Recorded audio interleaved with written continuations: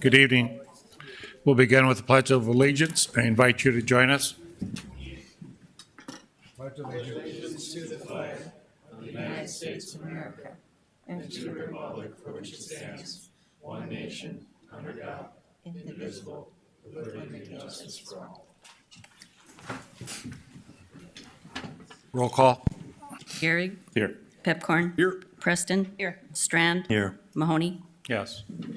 Health. This is week through with Chew Week, a time dedicated to educating people about the dangers of smokeless tobacco and providing support and resources for those ready to quit.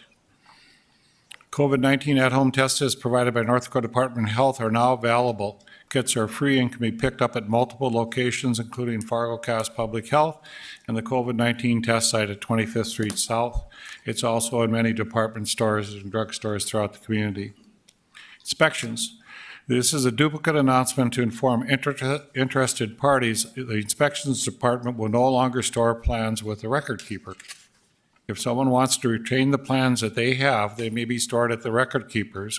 Contact the inspections office and request the documents. A spreadsheet with the addresses of stored plans is available under the inspections link on the city's website, along with contact information to request the documents. And we sometimes forget where our records are, so you might want to go on that website and check that you don't have something in there. Library. A retro TV themed trivia event will be February 23rd at the main library. This event is for teens and adults and features trivia questions about popular TV shows in the 1990s. The online winter reading program for readers of all ages runs through March 6th, and the 2022 Northern Narratives Writing Project is accepting submissions of poetry, fiction, and nonfiction writing through March 31st. This is an interesting one. The Arts and Culture Commission has opened a call for public art projects and invites community members to propose a project free and accessible to the public. Projects can be visual or performance-based, permanent or temporary, within the public realm. The Commission encourages cultural bearers and traditional artists, community members, and even city departments can consider an invitation. A Q&A and information session will be held at 10 a.m. to noon on February 24th at the downtown main library community room. For more information or to apply, visit fargond.gov. It's going to be kind of neat, John, huh? Public event. So we're going to forego the video tonight because we have so many public speakers tonight. So I think that's okay with the commission. Is there a motion to approve the order of agenda withdrawing item 20? Hello, I don't know. Excuse me? Is there a motion to approve the order of agenda withdrawing item 23 and delaying item 28 on the regular agenda? So move. Second. Moved and seconded. Any discussion? All in favor, say aye. Aye. Opposed? Motion carried. Is there a motion to approve the minutes of the February 7th, 2022 regular meeting? So move. Second. Strand and Preston. All those in favor say aye. Aye. Motion carried. Is there a motion to approve the consent agenda items 1 through 17? So move. Is there a second? Second. Roll call vote, please. Gehrig. Yes. Pepcorn. Aye. Preston. Aye. Strand. Yes. Mahoney. Aye. Now we're going to go to the resident comments. On the screen will be the rules that regard this. And we're first going to go to our virtual speakers. I think we had one already trying to speak. And Tracy Wilkie, you're up first. Hello, everybody. My name is Tracy L. Wilkie, and I'm sorry if I interrupted your meeting. I was cut off. My Wi-Fi is a little spotty, but I'm here to support authentic housing, and I'm here because having been born in Fargo and raised on the Turtle Mountain Reservation, I'd like to speak on behalf of everybody who has a dream of living in Fargo and having affordable housing with childcare and taking care of our environment and being able to thrive. It would be wonderful to see our veterans also have a home, and our service workers. And I work for the North Dakota Federation of Families for Children's Mental Health, and I know there's a lot of people who could use a nice spot to to get going and get on their feet and be better neighbors to one another. McWitch, thank you. Thank you. Victoria Johnson, you're virtual as well? I'm over here. Okay, I'm sorry.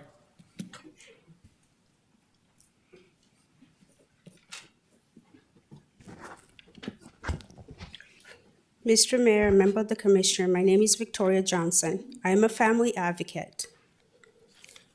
On June 1st of 2021, this board approved the hiring of Fargo First DEI.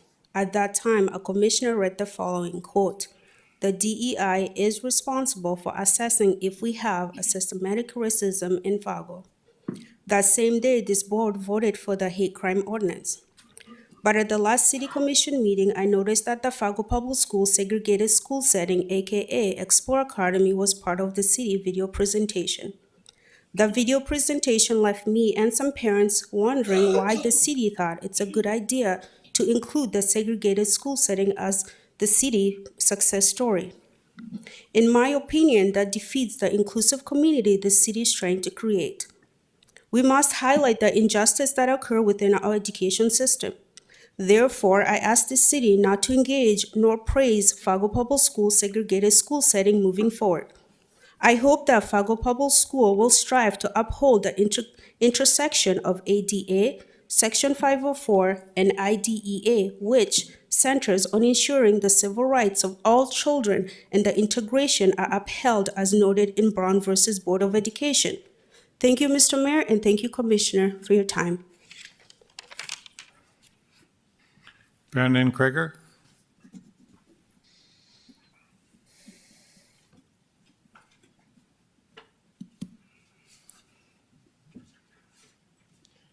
Good afternoon, Brandon Krieger. Couple things really brief. So one, I'd like to shout out to the Fargo Park Works for all you've done this last 2 days. It's been a very intensive and pretty bad storm, so I appreciate all they've done.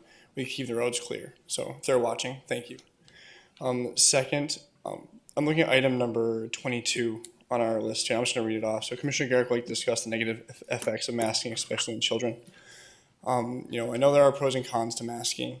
Whatever ends up coming out of this commission meeting, I'm sure there are reports against it, or to and for it. And just underneath it, I see that masking is a pandemic mitigation strategy. Just know that we're, as a society, we have to see what is what is the best for the greater good, not excluding children, because children are part of that social contract, that all medical providers are trying to make the best decision for everyone. The last point I want to talk about would be the authentic housing, or housing that's coming up today. Just make sure you look at the numbers and make sure they'll align correctly with what they can do. Also, make sure that the credits for low-income housing that North Dakota provides is actually accessible to them. That's a very competitive credit to get. Thank you. Vanessa Clark?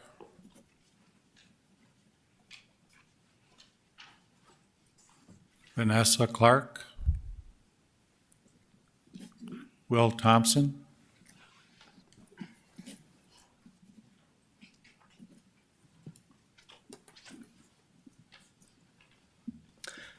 Thank you, Will Thompson, he, him, and candidate for the Fargo City Commission. 2 quotes on workforce housing.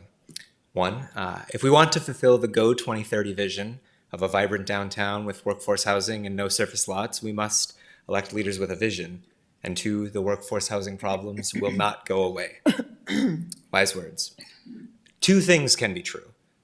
Kilbourne's project for 4th Avenue and 2nd Street can be used to fund affordable housing down the road, and yet there's a dire need for affordable and workforce housing right now.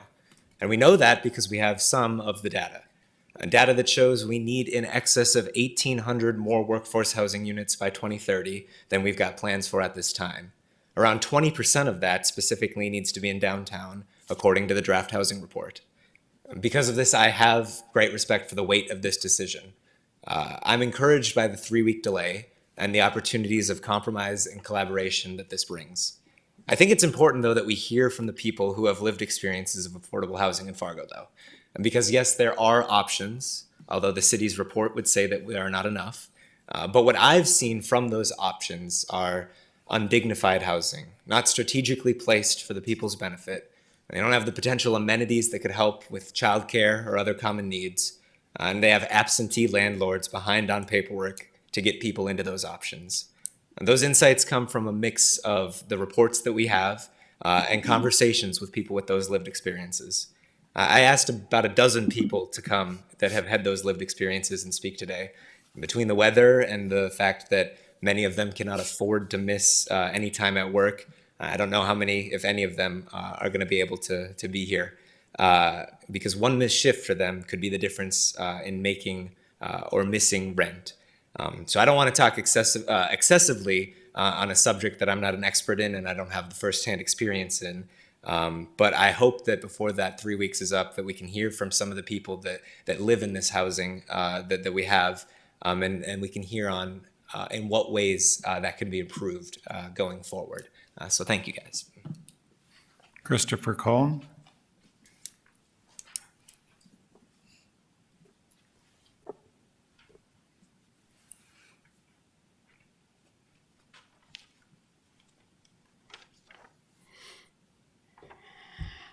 Yes, I'm Christopher Cohn, a Fargo resident, he, him. I want to talk about the Fargo Police Accountability and Oversight Board. So it kind of came up on me very fast, and most of my questions that come about after the ordinance was passed.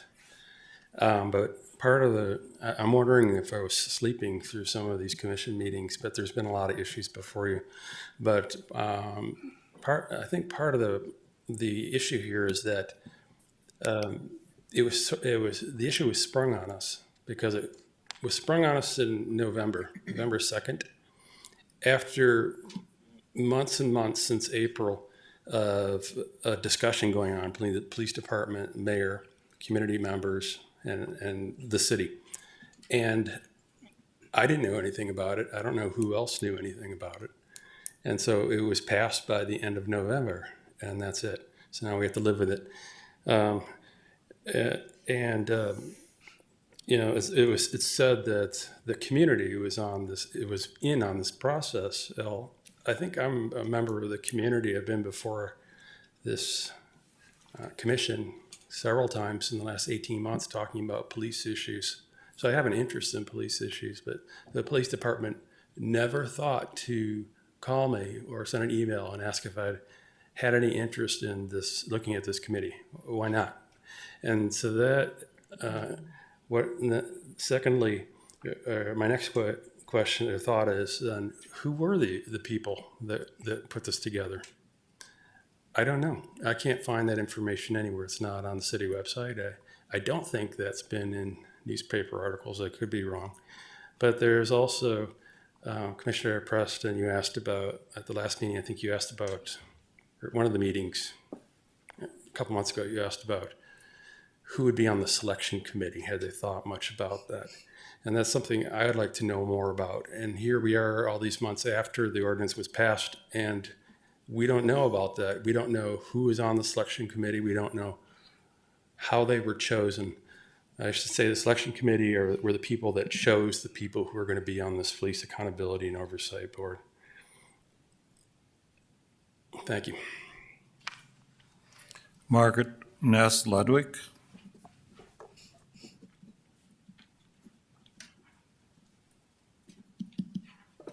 Margaret Ness Ludwig. Zachary Howitt.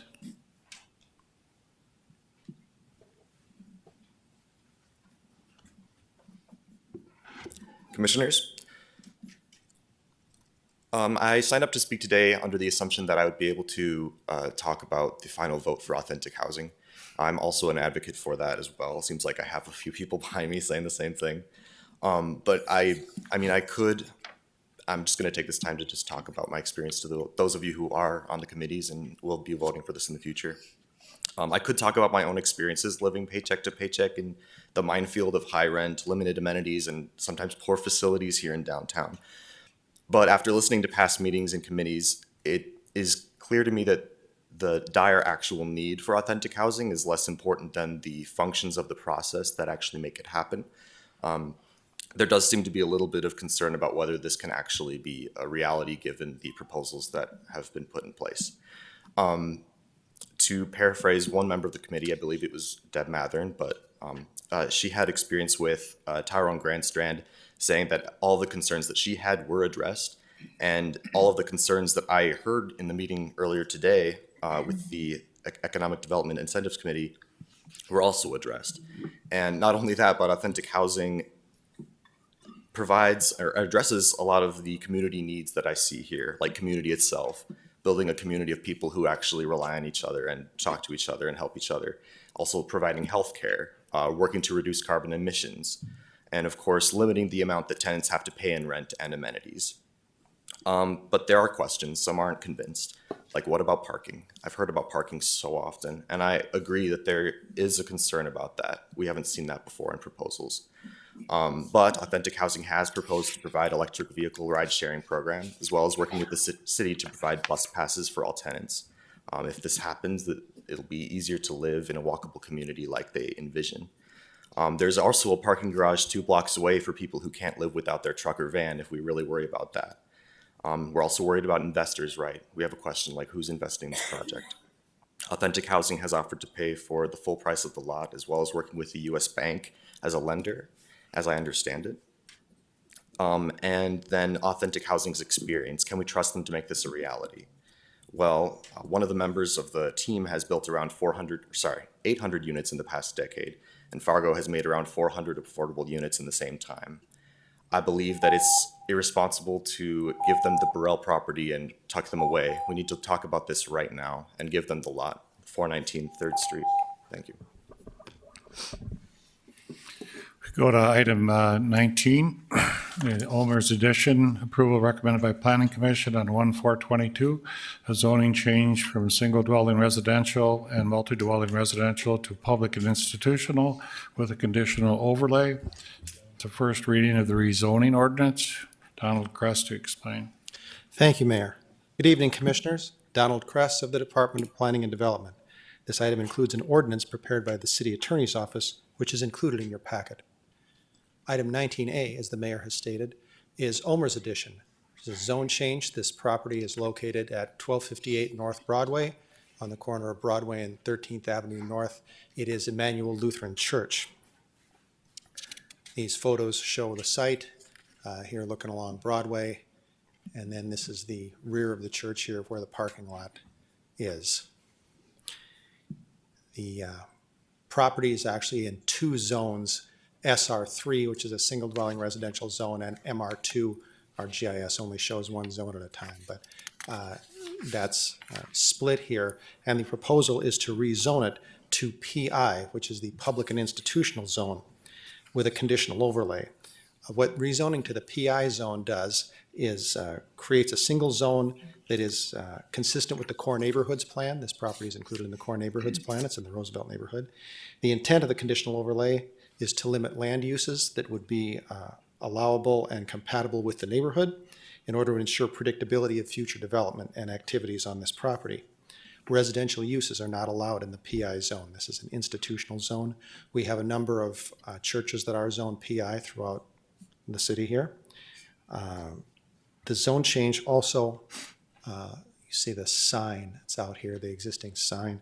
The conditional overlay also limits the size of any future sign that's out there.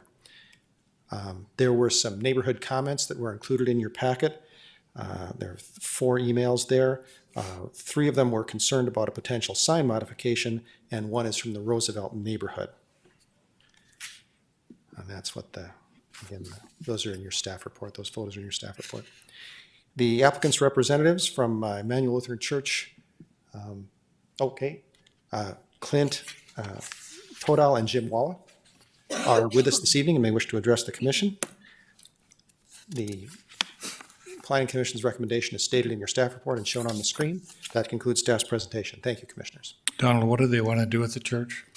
They don't want to do anything with the church. They just want to rezone it to have a single zone in it, and then it will also, if they wish to, allow them to update their sign, which, because the sign was in place before the current zoning was applied, is a non-conforming sign, so they can't modify it at all right now. and the church representatives could tell you where they are on that project. Is there anyone present who wishes to speak in regard to the zoning change?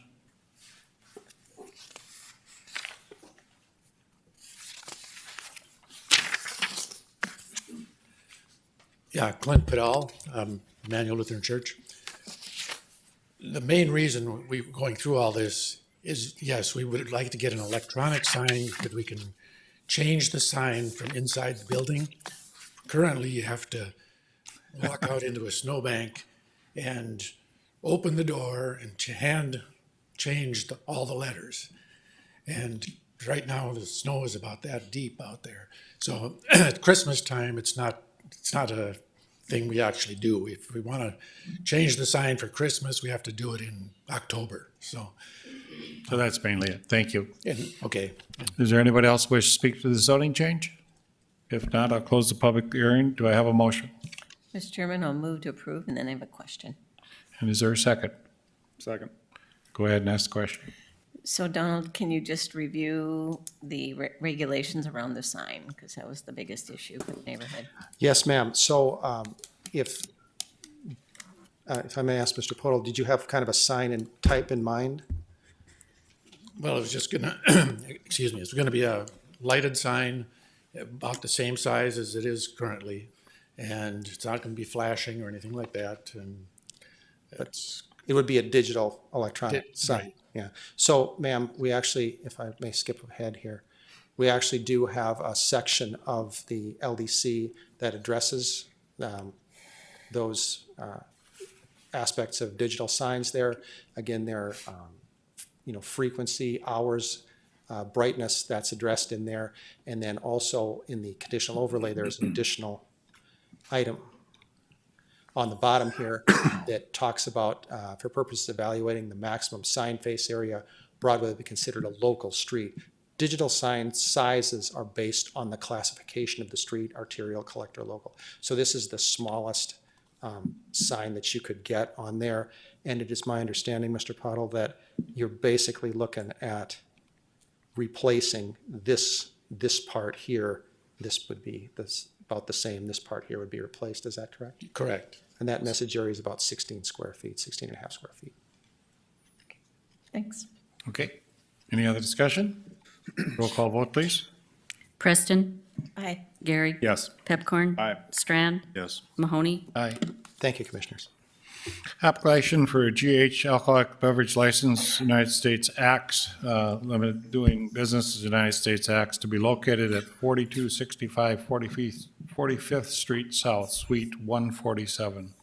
Chief Stanislawski to explain. Yep. Good evening, Commissioners. I'm filling in for Steve, who was way late out west. So the following application for liquor license transfer was received by the Auditor's Office and reviewed by Liquor Control. No issues or concerns were raised in the background check. Liquor Control voted unanimously to approve, and the application is available in the Auditor's Office. We would request that you make the motion approving the issuance of the Class GH alcoholic beverage license to United States Acts. And for information, there was a question from LCB regarding the Acts and the liquor combination. City Attorney reviewed that, determined there's no prohibitions from this business being in place. Is there anyone present who wishes to speak to this license? Anyone present wishing to speak? If not, I'll close public hearing. Do I have a motion? I'll make the motion. Is there a second? Second. Any discussion? Roll call vote. Pepcorn. Aye. Gary. Yes. Preston. Aye. Strand, Yes. Mahoney. Yes. Presentation of the Tischler Bice Economic Incentive Program, a white paper. Mike Redlinger to explain. Well, thank you, Commissioners. I'll be making an introduction with our presenter here who is joining us virtually this evening. And let me just give a couple of brief comments just for background. We identified Tischler Bice back in April of 2021 as a firm that really had expertise in this area of economic development analysis and incentives for local governments. And so we really looked forward to working with them. We executed a services agreement with the firm in September of 2021. Tonight, Colin McQueenie is going to talk to you briefly about a white paper. Can somebody fix that? What's going on? Yeah, Colin, if we could just have you mute just for a second while we finish the introduction. Thank you.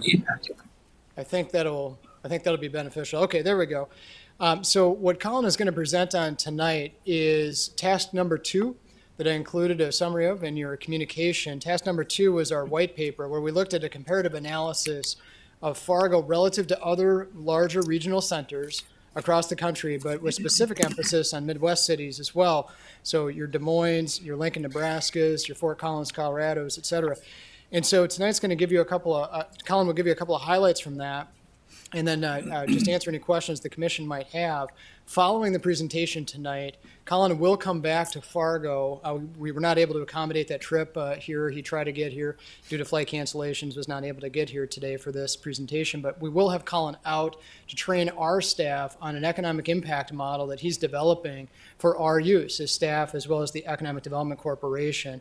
And so we'll have some follow-up discussions with the Economic Development Incentives Committee when Colin's able to come out and we get into that model. So he's got a really nice brief slide deck for you this evening. I'll advance the slides for him, and I'll introduce Colin McQueenie from Tischler Bice. So Colin, thank you for joining us virtually here from Boise tonight, and we'll turn it over to you. Thanks, Michael. And good evening. Is everything okay? Yes, go ahead. Good evening. I apologize. I'm not there in person. I got as far as getting to Denver and then just had to reroute myself back home because of the weather there. But thank you for taking some time today, Mayor and City Commissioners. Really have a high-level presentation here to go over the white paper that should have been provided. Within that white paper, there's obviously going to be much further detail and analysis, some more takeaways and also recommendations from our perspective of the city's economic development incentive programs. Next slide, please. So, I don't have to go into detail to you all about the city's incentive programs. Wanted to give some highlights, though, some takeaways from our expertise. First one here being the positive impacts of the Renaissance Zone. One thing that was highlighted from our analysis is that property values within the Renaissance Zone have actually outpaced the overall housing market in Fargo over the last 20 years since its inception. And those property values have actually more than double the rate of inflation. Also, a lot of people can speak to the ongoing and qualitative and quality of life aspects that the Renaissance Zone has brought in the past 15, 20 years, but looking further out into the future, about 28 future sites have been identified. And if we apply some typical density equations and factors to those sites, there's a potential for another 1 million square feet of development in both commercial and multifamily development there.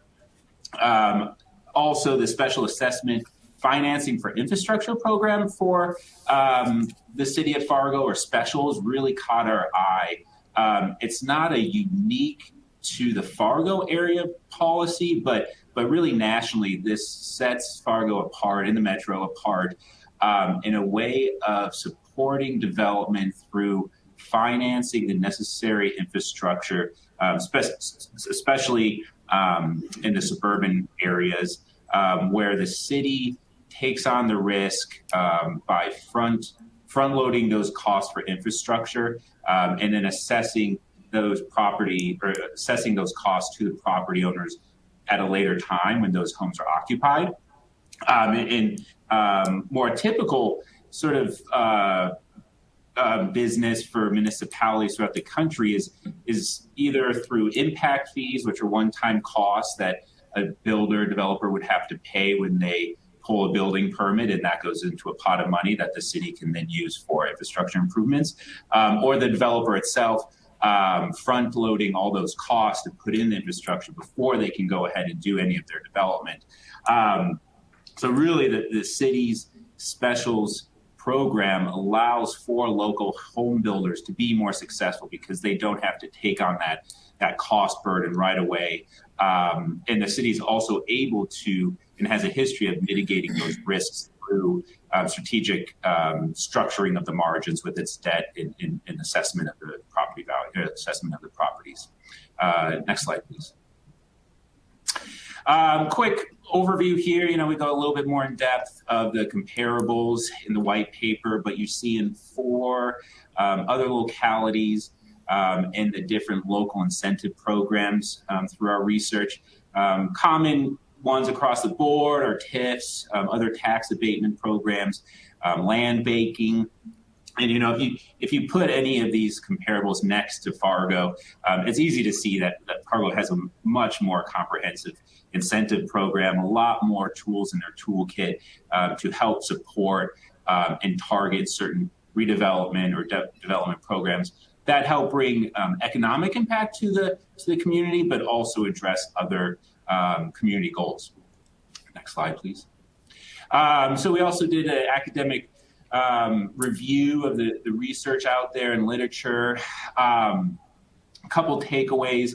Generally speaking, successful incentive programs target industries with high job multiplier effects. So you're able to generate more jobs than those that are directly impacted sort of on-site development. So a manufacturing job might have a spin-off effect of 3. So they have that one direct job, but then for every one direct job, there's 2 others.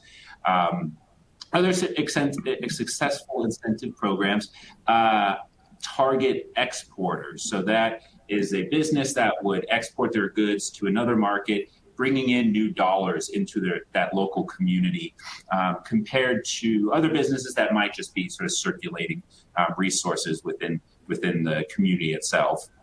And also incentive programs that target specific areas for a certain reason are successful as well. An example here would be if you're trying to help generate job growth in your community, those that locate and incentivize job development within areas with high unemployment are the most successful compared to if it were to happen in an area with low unemployment. Another takeaway, shorter programs, incentive programs help reduce the public dollars going to these proposals, and they also help in some cases match these incentive programs to the typical business practices and their shorter horizon than maybe a 20-year span. There's also a lot of other incentive programs out there that aren't just tax incentives or mitigation that do have a lot of economical benefits to them because they're lower in cost, and especially for small to medium businesses. Programs such as regulatory assistance and job training can go a long way. Next slide. You'll see a narrative of 3 different case studies in the white paper, and I don't have to go on too much about this, but if you've been down to Dubuque, I'm sure you've seen the waterfront development there. That brought in about $400 million in public and private development, really celebrating the history and culture of that town there, and becoming a true economic driver for the community.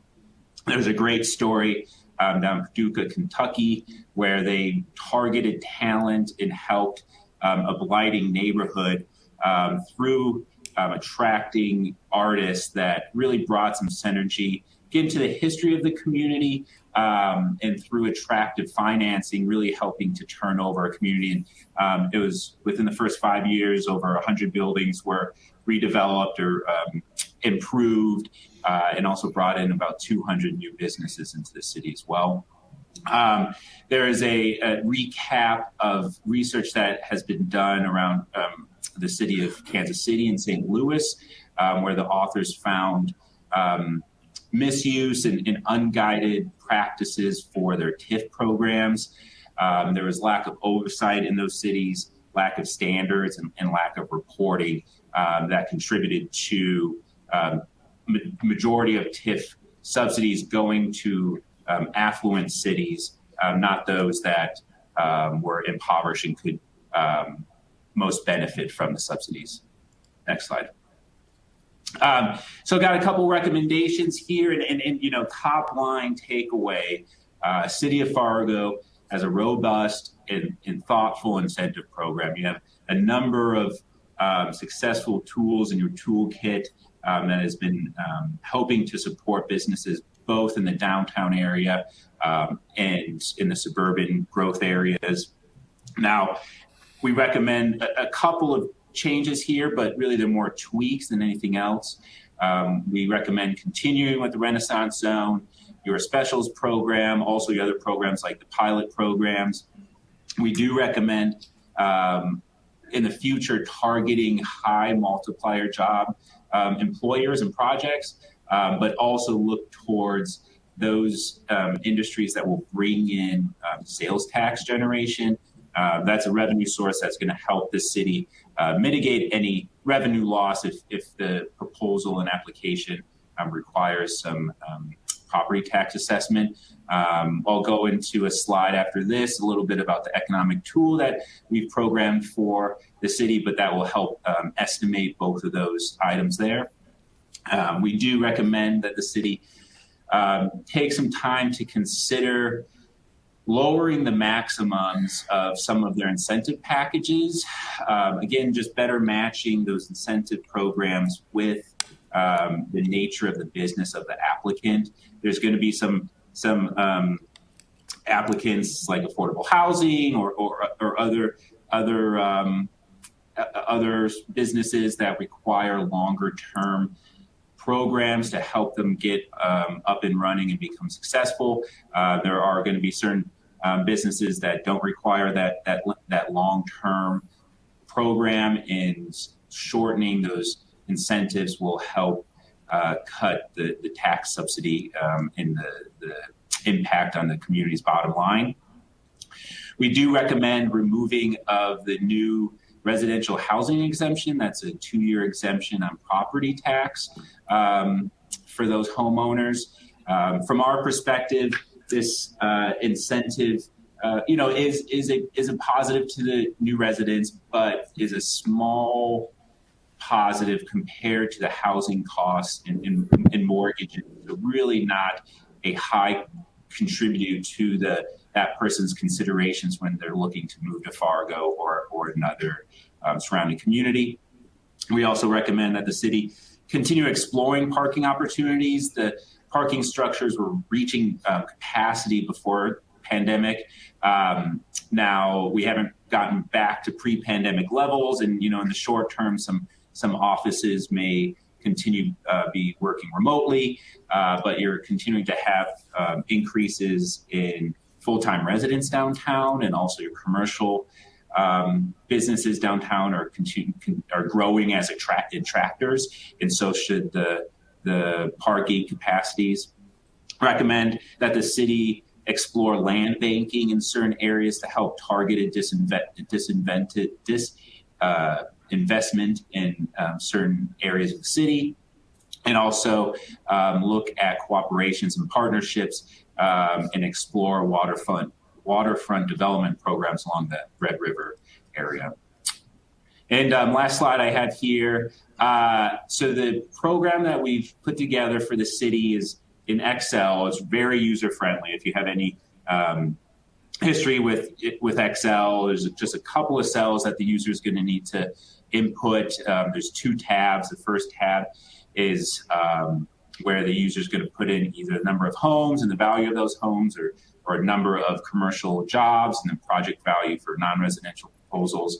And then the next tab, you hit one button, you go to the second tab, and it shows you the results. So it shows you the one-time construction phase of the actual development of those homes or commercial property, and then the ongoing economic impact. So spin-off of jobs, the retail sales tax that's going to come from new household spending, and all of that will help really paint a better picture or more illustrated picture for the city when getting economic development incentive proposals.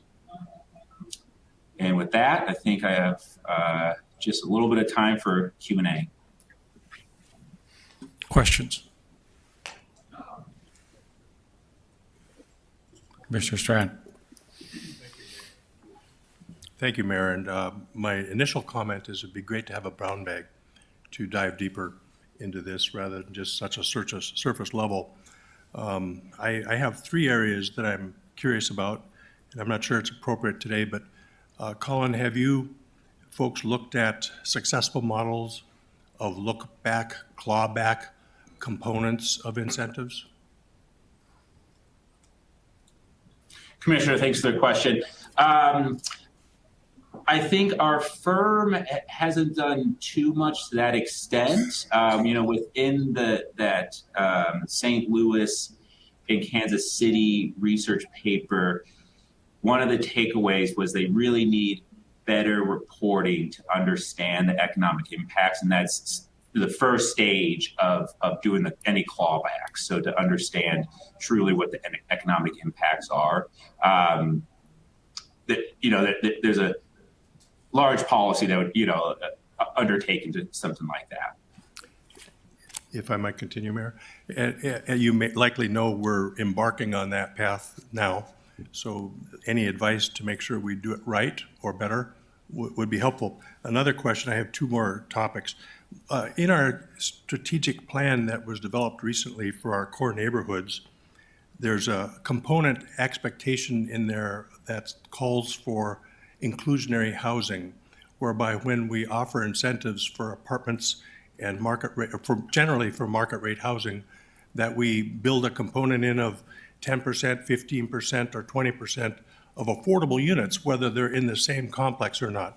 Have you folks looked at that relative to your study of our overall programming and how we can successfully breathe life into that expectation?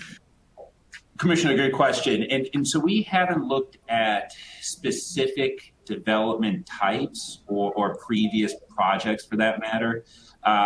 Now, we take, generally our approach is from the side of fiscal impact and economic impact, but it should be noted that's just one of many components for a policy. There'll be programs that might not fiscally be a net positive in the dollars and cents, but they're addressing other issues within the community that also have a high priority. And my last question, and my hopes are we will cross that bridge, being as it is an expectation that we as a commission voted on with our strategic planning. Lastly, I find it really intriguing, this waterfront development program concept. But meanwhile, right now, we have three proposals. Two of them are along the waterfronts almost. Should we have done this study first before we start offering properties for sale? Well, so, I think it's the city of Fargo should further explore what waterfront development means. You also have a partner across the river, Moorhead, and there's also other, flood mitigation issues and those sorts of items, and I'm sure environmental and cultural aspects that need to be considered. For a lot of communities, waterfront development becomes not just a, added sort of embrace by the community as an identity for their residents, but also brings in tourism and commercial development. So there's been a number, it's not just Dubuque, a number of different communities have had a lot of success with this waterfront development.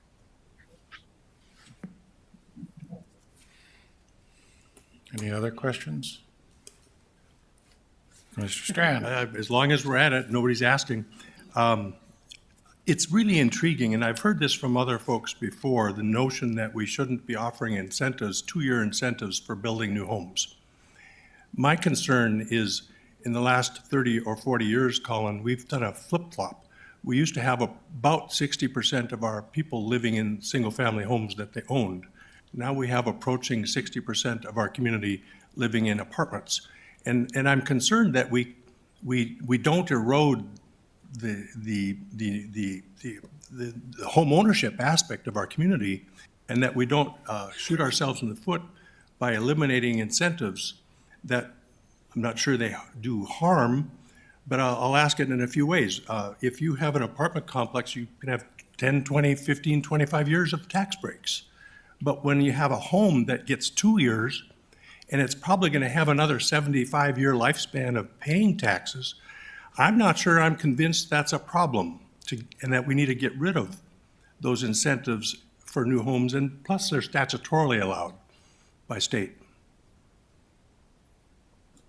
Well, Commissioner, that's a great question. And, you know, from our perspective, there is less, the city's taking on less revenue and an incentive that may not be contributing to a person's decision to move to Fargo.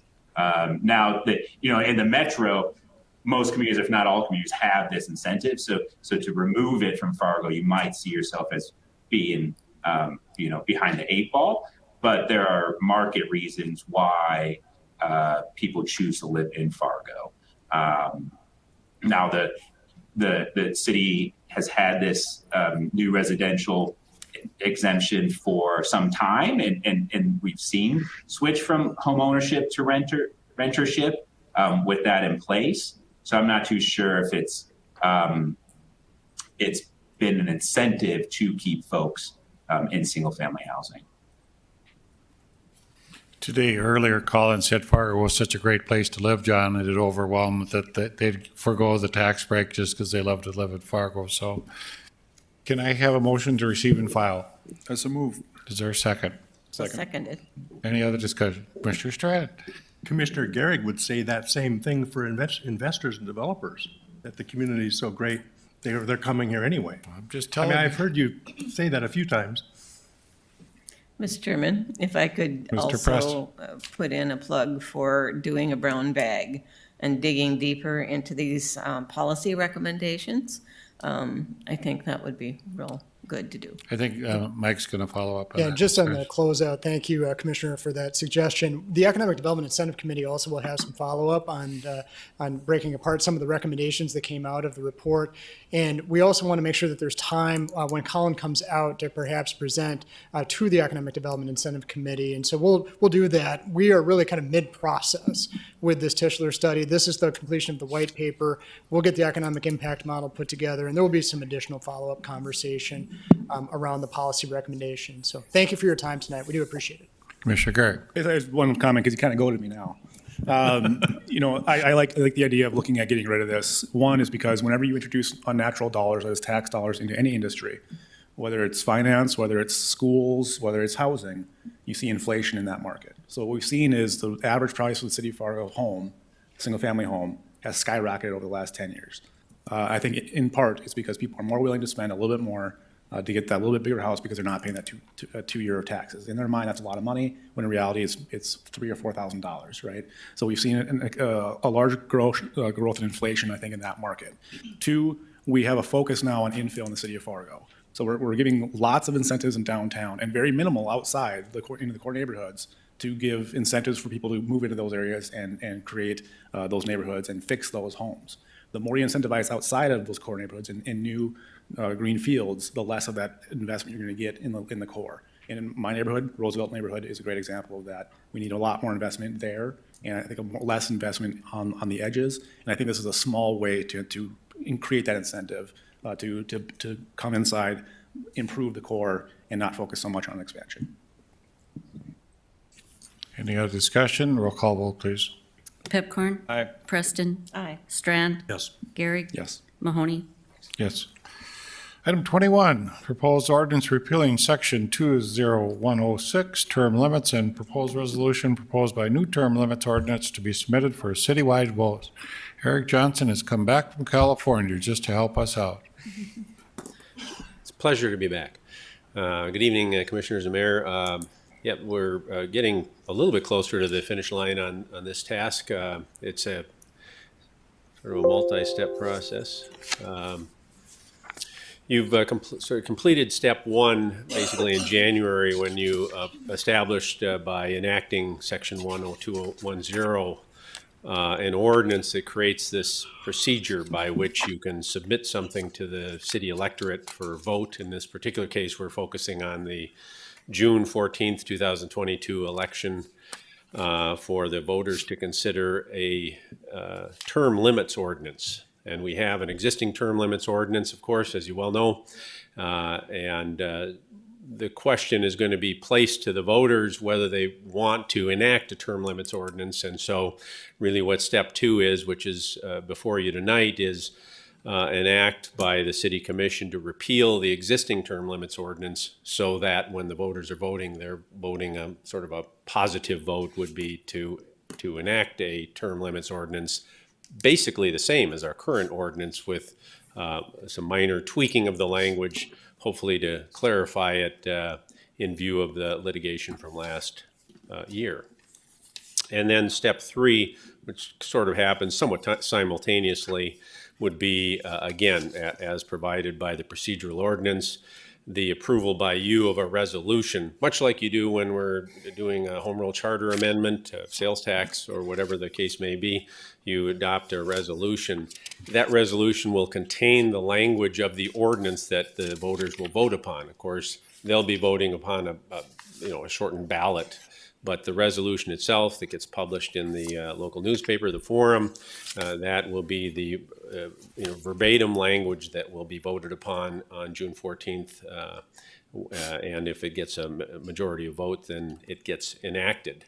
The approval, the actual approval and the enactment occurs 10 days after the June 14th vote is canvassed and the canvassing board approves it.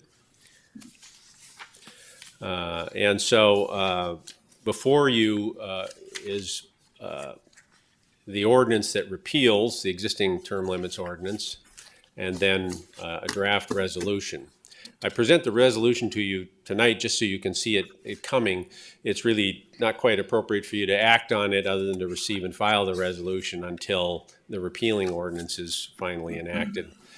Because if you approve the resolution now, theoretically you might not actually repeal the old one, and so you'd be sort of having some complications there. So the repealing ordinance is in your packet. It's fairly straightforward. It's simply repealing it. I think the key issue there is that it takes effect. You'll take action sort of this month in March, first reading, second reading, and final passage, and so forth. But it'll take effect immediately, and be repealed, seconds before the new term limits ordinance takes effect after the election. And so the timing becomes important. So I'll talk about that in just a moment. So I think at this point I'll focus on the resolution. Again, this is presented to you tonight just for your consideration. Receive and file it, and we'll place it on the agenda for the same meeting in March, where you'll get second reading and final passage of the repealing ordinance. But this resolution contains this language. The resolution won't have this red line and strikeout, but I just wanted to call your attention to the words that are really added to or changed from what is our current term limits ordinance. My goal in presenting this draft to you was to sort of change as little as possible, provide clarification without expanding things too much. We've had some discussion on more than one meeting over the last 2 or 3 months, and it struck me quite clearly from the comments we received that the more we get sort of off track, the more people may want to change this or that. And so it seemed the best approach is just to have a fairly narrow approach to revising it. Simply take the court's order and implement it to recognize how a partial term might be treated, and recognize the fact that the real problem we dealt with was whether a partial term creates an interruption in the succession of 4-year terms. And so that's what this language is intended to address. Eric, one of the questions we had when we originally started this is whether we should even have term limits or not. One of the commissioners now is out running, and we may have a new commission in July. Wouldn't it make more sense, 92 is when this one ordinance was drafted, wouldn't it make more sense for that commission to take up any type of term limit? Just have a vote, do you want term limits or not, and let the next seated commission figure that out. For instance, if one of the commissioners here is for 3 commission terms, is on 3 terms, runs for mayor, they're only allowed 1 term as mayor. And I know a little bit about this job, but it takes you about 1 term to figure out some things. And then in your second term, you may really be very good about enacting things that make a significant difference to the city. So I would, I would be more inclined to say you could have 5 terms. You can have 3 as commissioner, 2 as mayor. And for some of the commissioners, it's been a long time, they kind of learned some things that can do that, because the real question is should you have term limits? But wouldn't it be almost better, there was confusion on the last ordinance, to just let them figure it out? If the vote is, we're done with term limits unless you want to vote them back in, public votes on that, and then the commission is tasked with figuring that out. Wouldn't that be easier than doing modification? Because the present ordinance is confusing. Yeah, we have a little history on this.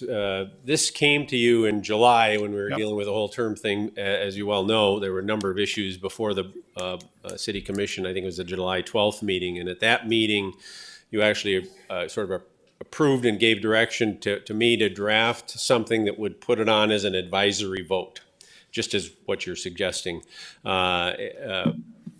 Kind of waited until the court had issued its order in November 9th. I think the court's order came out at the next meeting, presented that advisory vote resolution to you, and on Commissioner Gehrig's motion, which was approved by a majority, it was converted from an advisory vote to sort of an up or down vote. And so that's where we ended up where we're at, is because of that decision by the City Commission in mid-November.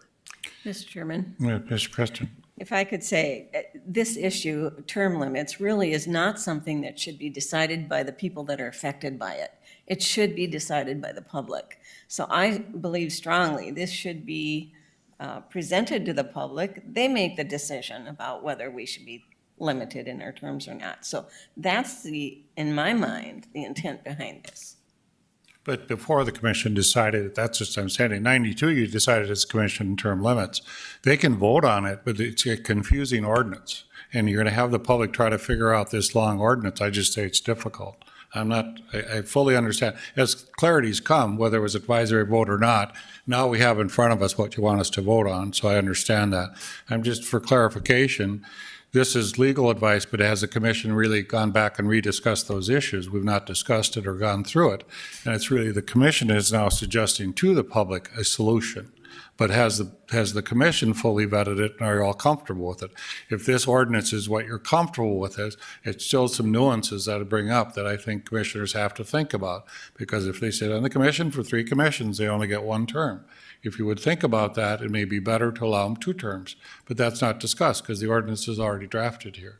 Commissioner Gehrig. Yeah, but the reality is this commission already voted to put this on the ballot. So now we're doing the work of getting the language correct. So we voted by a majority to get this on the ballot. The only way to undo that vote and to not put it on the ballot is to have someone who was in the majority vote for reconsideration. So we can argue this, but unless someone is making that motion, it's a moot point. We're voting tonight. What's that? We're voting tonight. No, we're voting on the language and the process. We have already voted to put it on the ballot. Now we're voting about how we're putting it on the ballot. So that's my point. So any talk of us not putting something on the ballot is unacceptable because we already voted that we would. I'm not saying not to have it on the ballot. I'm just taking the language right now, Commissioner. Mr. Strand. Thank you, Mayor. Eric, I'm just curious. There's a group that is initiating a measure at the state level regarding term limits. Could you help me understand? I don't believe that trickles down to city offices, or does it? I haven't seen the proposed language that's being presented to the state, so I don't know. I don't think, we may want to just make sure I think it's state only, but we'll want to look at that. Any other comments? Mr. Chairman, if I could just make a comment. And now that I'm understanding what you're arguing here, it seems negligent not to try to clarify the language based on the court's decision with the language that we're going forward with.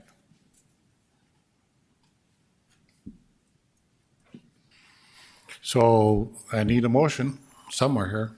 Here, if I can just maybe finish up, well, one more slide, and I have Oh, I'm sorry. two Go ahead. proposed motions. I think I've explained this, but I just wanted to call your attention to the resolution will also contain another section, won't necessarily be codified, but it basically explains, and you all have suggested this in comments in prior meetings, is that this, because we're repealing the existing ordinance, having the voters vote on a new ordinance, it will be clear to say that it will be applicable to the current seated commission, basically. And that's what Section 2 says. And again, the effective date I've already mentioned is it'll become effective 10 days after the election results have been certified. So with that, I just put together a sample ballot so you knew roughly. This will be up to the city auditor to assemble the language, and it's been past practice anyway that the city auditor kind of runs it by you for any comment, but this would be something that would be proposed. According to our procedural ordinance, it does say that the voters have to be asked, shall such ordinance be approved? We need just an up or down vote, yes or no. And so with that, we need sort of action on both motions, really. The first one is the receipt and file of the ordinance repealing the term limits. Again, doesn't take effect until the end of the 9th day following the certification of the June 14th election. But it'd be receive and filing. It would come on in 2 weeks for first reading and 2 weeks after that for second reading and final passage. And the second motion would be to receive and file the resolution, again, with the understanding that we'll bring the actual resolution back for your consideration and approval at the same meeting as the repealing ordinance gets second reading and final passage. Mr. Chairman, I would move to approve motion number 1 and motion number 2. Second. Would like to split them, please. I'm sorry? I would like to split the two motions, please. Okay. I will move to approve motion number 1. Second. Second. Any discussion? Roll call vote, please. Preston, Aye. Gary. Yes. Pipcorn. Aye. Strand, Yes. Mahoney. Yes. Second motion, please. Move to approve. Second. Discussion? Roll call vote. Preston, Aye. Gary. Yes. Pipcorn. Aye. Strand, Yes. Mahoney. No. Mayor, could I ask a question, please? Sure. While we're at it, there's another topic we haven't discussed, and I'm just curious the relevance of it. It's a rather recent change where it was enacted that if somebody, we have 2 cycles. We have 3 people on one cycle, 2 people on the next cycle when they're running. And the way the timing flows, depending if somebody's a sitting commissioner or not, in one instance, you can retain your seat and run for mayor. And in the other instance, you either have to relinquish your commission seat to run for mayor. You can't do both. I think that's a topic we should look at too. I know it was discussed and voted on, but I don't know where we should be with it. But there's folks who have concerns and pros and cons on both sides of that. Just a topic that we should maybe vet while we're looking at election issues. Because that was voted by the people too. It's an unusual vote too, but yeah, it could be. You can bear that in mind, Eric, when you're in California. Yeah, I mean, I don't know if, there's the election issue committee. Is that something that would be taken up by that group? If they ever meet. If they ever meet. Well, I think the action in June or in January regarding the meeting was to delay it until after the election in June. And if I could remind everybody, that was in place and then got repealed. I don't know how many years ago, but yeah. Same as this special election after Mayor Wallaker died. Right. It was the requirement of resignation was eliminated from the Home Rule Charter, I think. Yes. Item 22, Commissioner Garrick would like to discuss negative effects of masking, especially in children. Thanks, Mayor. I have some comments, and I'd request that each of the 3 speakers get 5 minutes to reply. 2 are remote, and 1 is here in front of us.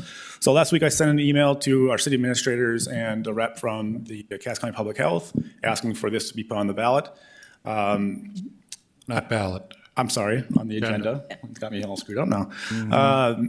I was asking for this information, I think, for obvious reasons. Looking back and seeing the decisions we made with the information that we had, it's important to look back, see what we could have done better, and improve in the future so that we can improve in the future. We need to look at what we did right and especially look at what we did wrong.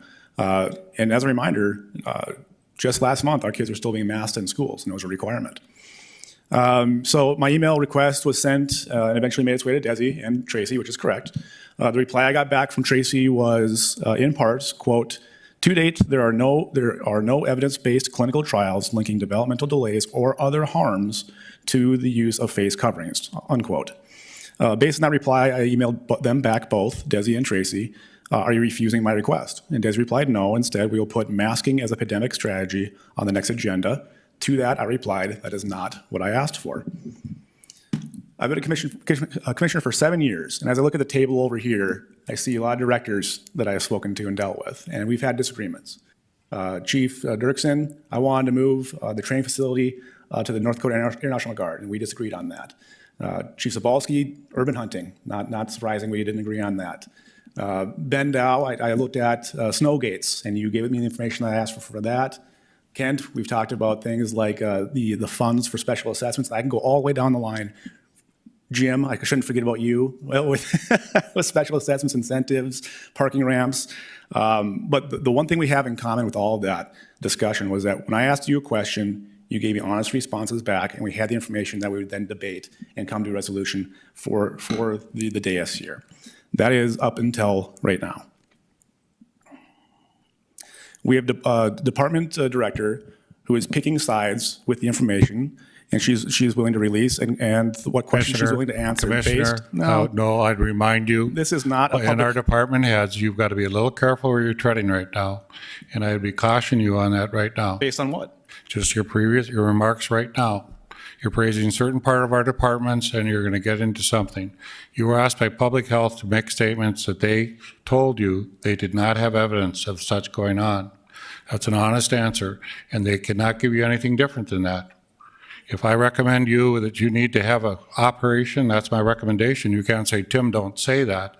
You cannot tell Public Health. I'm quite certain I still have the floor. They have offered to give you the data you wanted, and you refused it. But if you shame that department, I'm going to stop you. Shame who? Listen to the rest of what I'm going to tell you here, and then you can have your comments afterwards, just like everybody else.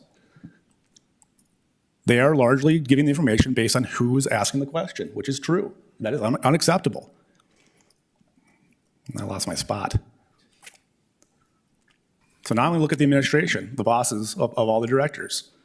You have this director who is mishandling commissioner communications, sending emails to multiple commissioners, which is a problem. That's unacceptable. You don't do that. And they're not answering questions that are valid. Masking is a valid question, both the pros and the cons. That's a valid question. No matter how you feel about masking, it's appropriate to ask the question. And this isn't the first time this has happened with this person. When I asked about the mobile vaccine clinics, that person told me to go ask the governor. That was the response back I got, okay? And then she said, maybe I'll just talk to Tim about this. Well, Tim's not my boss, so I don't care. Talk to whoever you want, but you're either gonna answer my questions or I'm gonna tell the public what you're doing. And that's what this is. It's not shaming, it's being honest with the public. So because of this obstruction of a couple employees at Cass County Public Health, I decided to get the information myself. So I reached out to doctors in our community. And thankfully, 3 doctors came forward. Dr. Schmidt, who is here locally with us, Jean Gulix is on, and Daniel Stanislawski. If I brutalize your names, I'm sorry. But if Jean would like to go first, or whoever would like to go first, I'll let you speak, and hopefully you're given 5 minutes to speak. Okay, thank you very much. I'm Dr. Jean Gulix, a child development specialist and a family nurse practitioner. And my specialty is working with children and their parents. And the big question is, what are we doing to our children? So just yesterday or the day before, it was announced that President Biden is going to end the mask mandates on the day of the State of the Union address. There hasn't been any change in the past 2 weeks, except for political polls. And according to the CDC director, and this is very telling, we want to give people a break from things like masks. So if the masks are scientific and they prevent infection and they prevent spread, why are they giving people a break? from wearing masks and then have the ability to reach back and use them again when they want to. North Dakota senator called for unmasking kids, but school board in Grand Forks voted to rescind the mask mandates, except for the most vulnerable children, the preschool, Head Start kids, and special ed kids. I am a clinical nurse practitioner. I have several preschool children who are not learning, who have actually gone backwards, regressed in their speech because of being sent home from school because they can't keep the masks on. A lot of my data comes from the Unity project that was held on November 20th, 21st with pediatric cardiology and psychiatrists. So there's unusual thinking going on. People don't think of the effects that we're having on children. Never have I seen this high a level of anxiety, depression, suicide in children. And the parents and the teachers and the adults just aren't seeing it. So other than the emotional and psychological effects of kids, these masks are the most intrusive, dehumanizing, and neurologically damaging practices that has been put in place. Day in and day out, wearing masks is detrimental to children's brain development and neurodevelopment, and we've been able to see this now on MRI scans. So there's actually physical changes going on in the brain. This is the highest level of disruption of mental and emotional stability seen in the past 2 years. It's not because of COVID, it's because of the imposed mandates. The school sending kids home and disciplining kids for not wearing masks has contributed to this anxiety. Excuse me. I have a 13-year-old who was doing well before the pandemic. He has now been isolated and placed in a room by himself because he has anxiety and behaviors that are out of control. When he goes home, when he's in school, he throws things and hits. When he goes home, he spreads feces all over the house, which is this big indicator of severe emotional distress. So here's some research that has come out within the past 2 years. Children born during the pandemic, newborns to 2-year-olds, have a 21-point lower IQ score than those born in any other 2-year period. That is highly significant. And yes, we can check IQs on newborn to 2-year-olds. It's done in a developmental way, obviously not answering questions on a test. The 5 to 17-year-olds have had a 22-point drop in IQ. What this means that normal is 85 to 115, and the new normal is 63 to 93. Anything below 85 is considered below average, abnormal, or severe. So we have a score less than 73 for many kids that is indicating severe learning disabilities. There still is a percentage of children who are gifted. They are not getting the attention they need. Their gifted classes all around the state have been canceled. So reading faces is the only way for young children to develop empathy, facial recognition, emotional expressions, word production, word expression by listening and reading faces. Young kids read faces, and so do all of you. You just might not be terribly aware of it. So the CDC and the American Academy of Pediatrics quietly made changes to developmental timelines in February 2022. So without consulting any experts, the physical therapists, speech language, occupational therapists, child development, and other mental health specialists, they made the change that instead of being within normal range with 50 words at 24 months, it's now 50 words at 30 months. So they extended the time period by 6 months. And they've also Your time extended is up. words. So this is very significant because Jean. our kids are delayed in speech and language, and they are not progressing. Teachers are going to have to teach a year Dr. behind. Gulix, doctor, your time's expired. Thank you for your time. I appreciate it. Dr. Stanislawski, if you'd like to go next.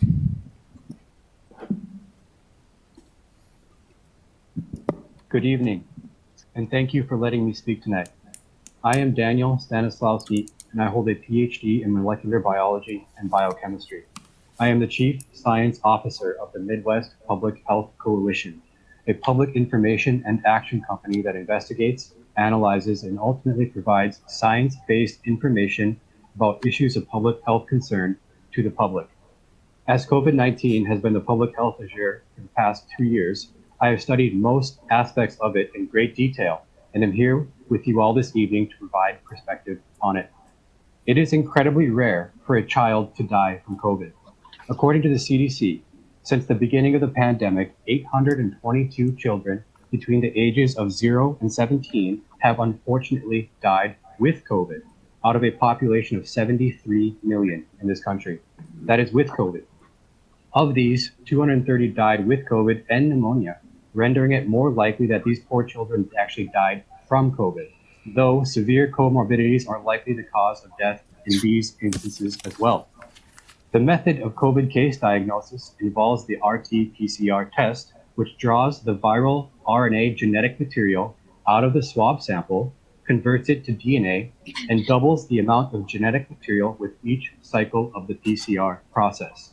I have read the manuals of the test kits used in our wonderful state, and they use a cycle value of over 40. The CDC recommends 40 cycles. After doubling the starting material 30 times, you are left with approximately 1 billion times the amount of starting genetic material and 1 trillion after 40 cycles. Studies have demonstrated that the majority of viral samples are not viable from patients who test positive by PCR at over 30 cycles, and they become less and less viable with each cycle beyond 30. What this means is a large number of cases diagnosed as COVID are actually false positives, and the small number of children who died with COVID thus shrinks even further as they were likely misdiagnosed. Therefore, masking does nothing to protect them as they are already safe, and there are a number of studies demonstrating the biological reasons for this. The flu is more dangerous to children than COVID, and in the past, masking children was never considered. While there are a few studies that show face masking stops the spread of respiratory viral illness, there are even more that demonstrate masking does not stop the spread of such illnesses. But because there is contradictory information, first principles must be considered. Though COVID is spread through fomite contact and fecal oral transmission, which masking can do nothing about, the primary spread through COVID is through aerosols. One exhales countless aerosols with each breath. Studies on influenza have demonstrated that a single aerosol can hold thousands of influenza viral particles. In fact, one aerosol can hold enough viral particles to sicken a human, and a COVID virion is smaller than an influenza virion. Exhaled aerosols are small enough to penetrate even N95 masks and go above, below, and around all masks. Exhaled aerosols can remain airborne for many hours. One who is extruding virus is exhaling a great many viral-laden aerosols with each breath. It is, therefore, physically impossible for a face mask to stop the transmission of aerosolized respiratory viruses. Moreover, masking alters blood oxygen and carbon dioxide concentrations, which can have a profound harmful effect on health. Yet, no study has been conducted on the detrimental effects masking may have on human health. Nonetheless, the assumption was made that masking was safe and effective. These last 2 years alone have disproven these assumptions. I urge you to consider these facts with intellectual honesty and emotional disinterestedness. Masks did not work the first time, they will not work this time, and they will not work any subsequent times. Masks do much more harm than good, particularly to children. Thank you for your time. Thank you, Doctor. You can take that one over there if you like. Thank you. Can you kindly just do a summation? We have the papers in the packet, so if you could just keep our comments to briefly what you really want to tell us. Perfect. I can do that. Commissioners, thank you. My name is Dr. Jake Schmitz. I've been a practicing chiropractor for over a decade here in Fargo. I also have a practice in Grand Forks. In early 2020, I got my master's in human nutrition and functional medicine, and currently I'm working on my doctorate in clinical nutrition. The reason I bring the second two degrees up is the emphasis on critical appraisal of research. So what I'm going to talk about today is the research. So the statement from our health officer that there are no studies that show that masks are dangerous is erroneous. That's false. I have 3 studies that I'm going to mention And again, I'll stick to the highlights. Study number 1 is understanding the factors involved in determining bioburden of surgical masks. This was a study done with surgeons. So what they found was 3 different types of masks, 2 surgical masks and a cloth mask. And what they found was the cloth mask was not effective at stopping even bacteria. Now, if you don't know anything about immunology or virology, we know that viruses are much smaller than bacteria. So number 1, it's not doing the job that it's supposed to do. But number 2, what the study found was that surgeons didn't like cloth masks because it made it harder for them to breathe. So the idea, okay, so if it's doing no harm, there's no studies proving harm, and yet it's making it harder for a surgeon, for an adult to breathe, what's it doing for children? And again, I'm keeping this to children. So that's the first study. The second study was looking at the bacteria on the inside of the mask when it was worn for more than 4 hours. This is extremely important because the amount of patients that I have and the teachers that I've spoken to that say that students and their parents don't know to wash their mask. Like there's kids that haven't washed their mask the entire year. The idea that that is in any way not dangerous for their health is ludicrous. And in fact, what this study found was that there was 3 different types of bacteria that were, well, there was multiple types that were of bacteria that found they were antibiotic resistant, which breathing in antibiotic resistant bacteria is never a good thing. But one of them, Roseomonas, was the taxa of bacteria was found to increase your chance for endocarditis, which is a very severe heart condition. That's a big problem. They also did nasal swabs and cheek swabs of these participants, and they found that 43% change in the biodiversity of the bacteria in the mouth. If you know anything about the gastrointestinal tract, you know that changing the biodiversity of the bacteria, the probiotics, we all probably heard that word, that's horrendous for human health. We know that there's thousands of studies on this. The last study that I want to talk about was a systematic review. It looked at 44 different studies. We looked at a lot more than that, but 44 specific studies that showed significant problems and adverse health effects wearing masks. And I highlighted a few of these for you just so I can point this out. Increased acne, increased sinusitis, skin irritation, headaches, decreased oxygen, increased carbon dioxide, increased anxiety and stress, mask mouth, which is a newer term, gingivitis, halitosis, cavities, and also cheilitis, which is the breaking of the skin. Now, you might argue that, well, that's not as bad as dying from COVID, but we just found out, and again, if you look at the North Dakota Department of Health website, there's been 2 total deaths with children 19 and under in over 2 years from COVID. If you do the math on that, that's a survival rate of 99.9959%. I've done the math. So the idea that the masks did anything to change anything other than harm children is false. And to make take the stance that there's no evidence, there's no research, all you got to do is look this up. It's in PubMed. This wasn't hard. This took me a half hour to find this. So that is my point of contention, is if we're not even going to analyze, we don't even look if there's negatives, that's a problem. And we should all be concerned about that. Thank you for your time. If you have any questions, I'll take questions. If not, I can go sit down. Thank you. Thank you, doctors. I appreciate your time. Your comments and your research is now part of the public record, and that's very valuable for our decision-making going forward. So even if folks disagree, I hope they look at the research. I hope they look at your comments. And I hope that we look at our mistakes we made in the past and we learn from them and do better next time. Thank you. Mr. Chairman, Mr. Preston. if I could say something. I just want to make sure that the public understands that, and you've made that clear, Commissioner Gehrig, that none of this information was endorsed by the Public Health Department, the medical director, or any of the public health experts that are consultants to the Public Health Department. In fact, they flatly disagree with the proposition here. Secondly, there may have been phone conversations that happened, but when I read the emails that went back and forth, Commissioner Gehrig, as a member of this commission, again, I will say, none of us have the right to demand staff to provide disinformation or even perhaps lie about what they know to be facts. And you placed a demand on them, which was asking them to jeopardize their professional licensure. That can happen. A threat to go public with their refusal to basically go against their professional code of ethics is beyond pale. Commissioner Pipcorn. So just real quick, and I don't have a dog in the fight for a first time in a long time, but if Commissioner Gehrig wants to put something on the agenda, then it goes on the agenda, period. It doesn't get edited, it doesn't get corrected, just like the public can put stuff on the agenda. That's how it is, and that's not how this went, and that's not a good sign.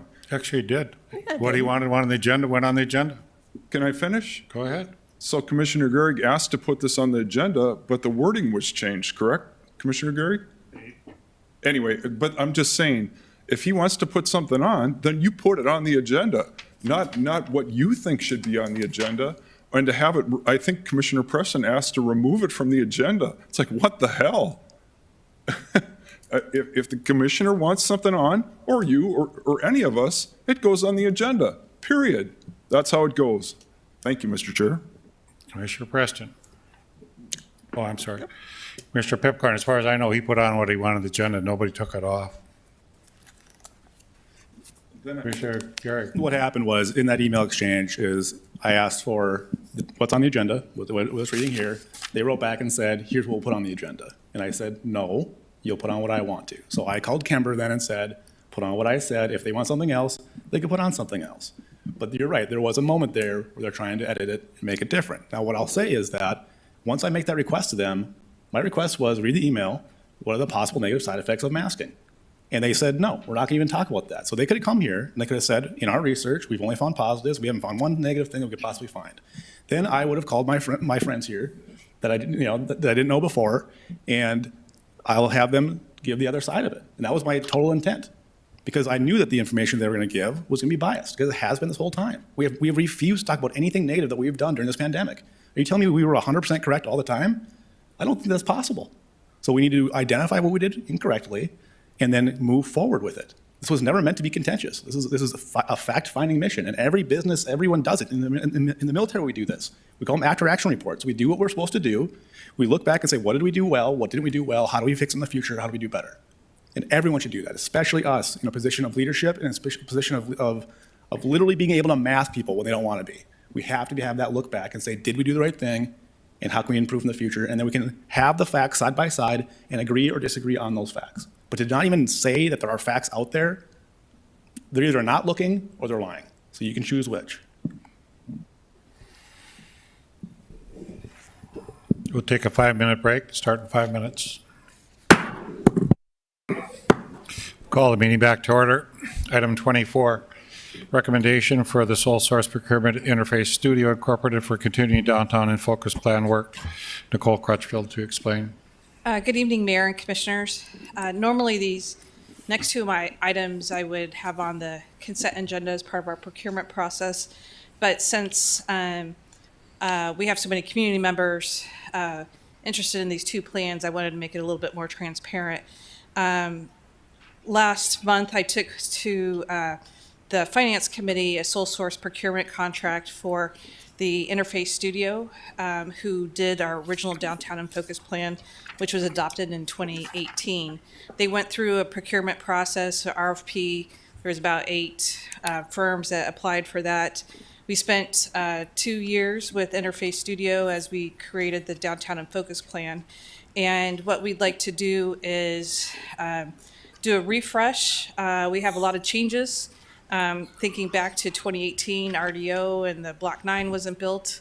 There's a lot of new buildings under construction, a lot of the pandemic, as well as I think we've gone through 2 different executive directors at the Downtown Community Partnership, as well as almost an entirely new engineering staff. So we'd like to just kind of regroup and do a state of the report, if you will, on the Downtown and Focus Plan and just measure our progress against the existing goals.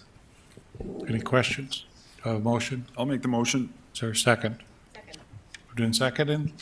Roll call vote, please. Pipcorn. Aye. Preston. Aye. Strand. Gehrig. Yes. Mahoney. Aye. Item 25, recommendation sole source for implementation of the core neighborhood master plan. Yes, thanks, Mayor.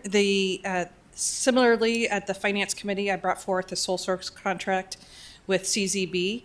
Again, they were originally procured through a public solicitation process and were hired. I think there's about again, 6 or 7 teams that had applied. In January 21, the City Commission adopted the core neighborhood plan.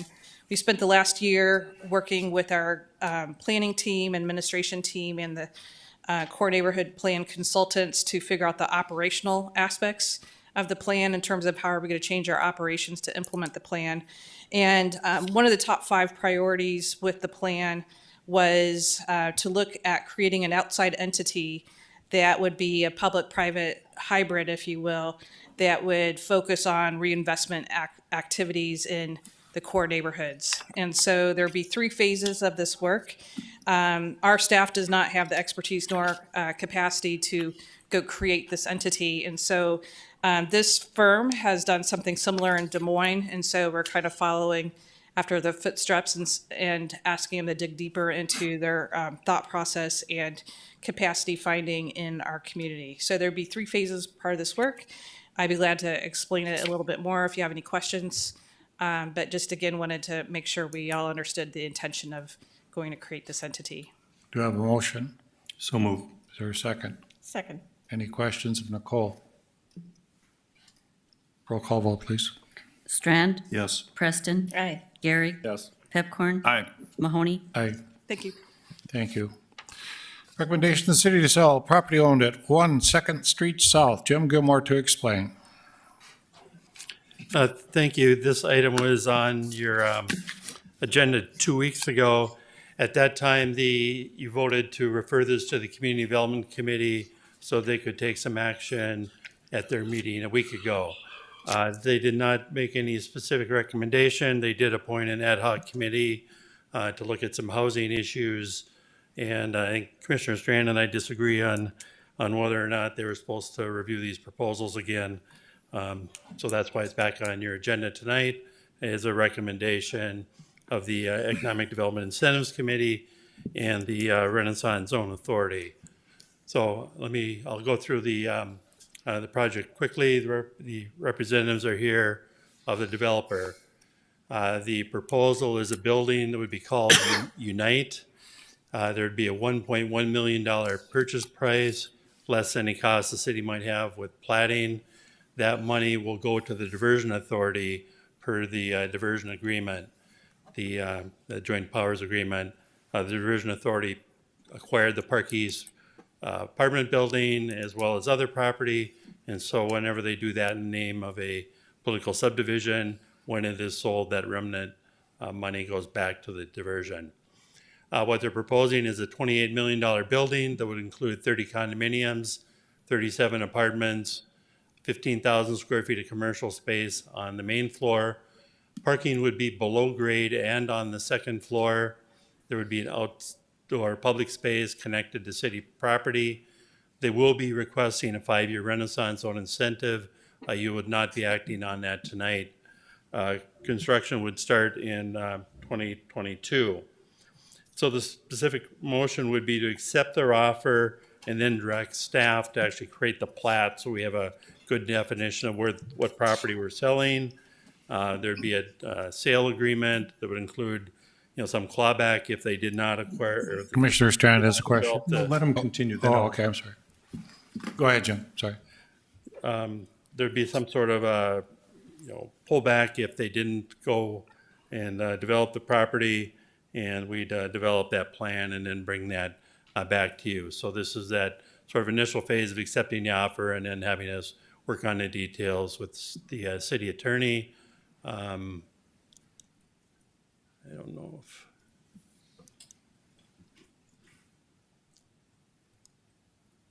this page 13 probably, or 14, best shows the project site. Epic has acquired this older Gateway Mall. This building is up, this building's underway. This is the Fargo Housing Authority is developing housing for their tenants. And this is a particular building that they would be developing. So they'd be building this building here. And part of their proposal is to create this in a public amenity along the river so that this space, could be beneficial to both people in Fargo Housing Authority as well as people who may use this public space the property line was going to follow this levy. So be happy to answer any questions, and the developer is here if you have any questions for them. Commissioner Strand. Thank you, Mayor. 2 weeks ago, when this came before the City Commission, we agreed to send this to Community Development for a review. Community Development met on February 15th and acted to create an ad hoc committee to do two things. One of them to review these proposals and to look into a long-range housing plan. So that being the case, I move that we table this for 2 weeks until the March 7th meeting, so that the Community Development Subcommittee can do what we tasked them to do, and then report back to the full commission, so then we can act with their guidance. Is there a second? Is there a second? Motion dies for lack of a second. John, I'm a bit confused because before you talked to me about it, you said you weren't going to vote on each proposal when we talked prior to the meeting. And when we got to the end of the meeting, there was some confusion what the ad hoc committee was tasked with. Some of us interpreted, me being a member, that you were going to look at all types of housing type proposals and kind of look at it generally, but not at each specific project. The tax incentive, and Dave, you call it what now? Tax or incentive policy, or yes, is tasked with going at the financial aspects of it and picking one of the ones that does that. But I wasn't under the impression that the community development was going to look at each one and give a recommendation as well. I was more under the impression that you were going to look at all the stuff going on downtown. We have 4 low-income projects going in. We have the high-rise coming down, and that's going to be a low-income project. And the other aspect with the heart of the community development, we don't have the housing study done yet. So it's hard, I think it's hard necessarily to have all the answers of what we should do going forward. But I was on the mistaken, and going back to community development, what its task is or what it's supposed to do, is I thought it was more going to be a general look at what should go on downtown. I heard some members thought the different projects were good or bad, but I don't know that we had a vote on each project, as I recall, nor was any motion made to do that. So I'd go back to what the ad hoc committee is, because even in talking to members, there's some confusion. And that's why I thought when we had our last meeting in the commission, you were going to take it to committee and then it was going to come back here in 2 weeks and we were going to vote on whether to go ahead. So I apologize for the miscommunication, but it seems there's some confusion what the ad hoc committee is going to do. Commissioner Strand. Even though there's no action item before us at the moment to discuss, no motion yet, what's wrong with taking a couple more weeks to dot our I's and cross our T's? What's wrong with engaging the one committee that's tasked with discussing housing? I don't see any downside to that. I'll remind us that, that's their job.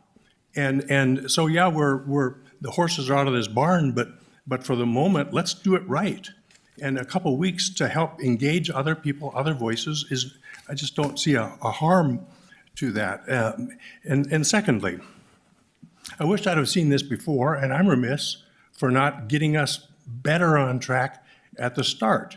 In my humble opinion, the role of Community Development and Tax Exempt Review Committee is to review and vet proposals that come to them. Nowhere is their charge to decide what type of housing we want.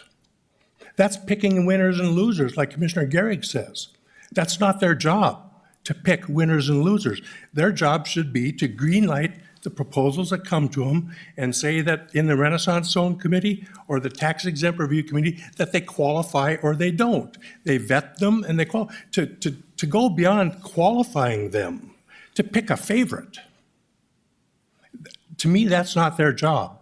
And yes, we can say it's the City Commission's job, but meanwhile, we did send this to Community Development. Why wouldn't we want to hear from them? Well, I would say you asked Commissioner Preston what the intent of the Community Development Committee was, because it's a motion in '97 that brought it about.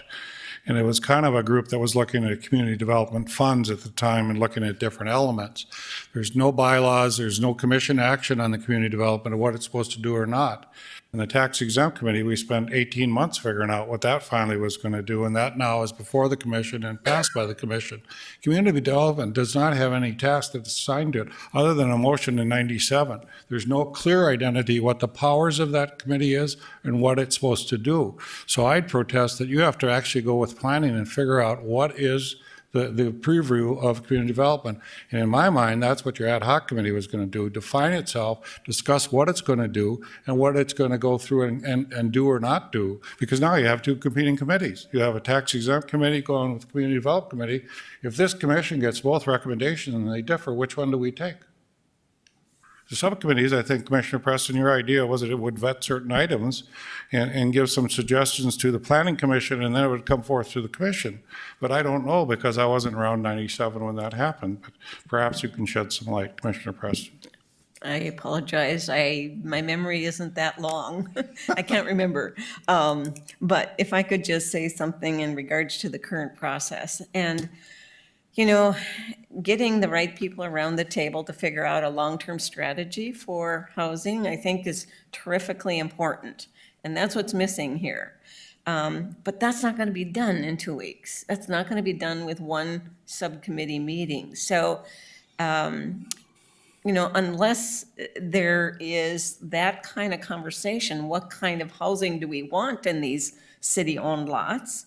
You know, I guess I don't see any value in referring it back again, because it's not going to get done in one meeting. It's going to take a few months to figure that one out. Commissioner Gary. Yeah, my concerns are basically along the same lines. You know, let's say you're asking for 2 weeks, fine. Let's say that your subcommittee or committee found that there should be substantial changes to the project and like they should look like this or do that instead. Then we debate that, and then we're putting them on a timeline, you know, that they weren't ready for. So I think all these decisions have, these delays have more impact on development than we might be giving it credit for. So I didn't have a problem with it going back to your committee and having that process, but delay, and then it's going to now cost more money or whatever else. If I'm the developer, I just want the answer, I guess, to say, hey, is my project going to do this or not? And at some point, you just have to say yes or no and move forward. Do I have a motion? I'll make the motion. Is there a second? Second it. Further discussion, Commissioner Strand. Thank you. Mayor and Commissioners, tonight we just heard from our consultants telling us one of the things we need in the area of economic development discussion is a waterfront development plan. Do we have more waterfront properties coming that we can put into a plan? Or are we just going to nullify that and vote on these proposals now and not care about an overarching plan? You know, we should be looking into the future. I'm not presupposing that the citizens or the people of the Community Development Ad Hoc Committee will overturn anything that's been recommended by others. But we should listen to them. And I'll clarify, if any of you, Mayor, you sit in community development, that's all we talk about is housing.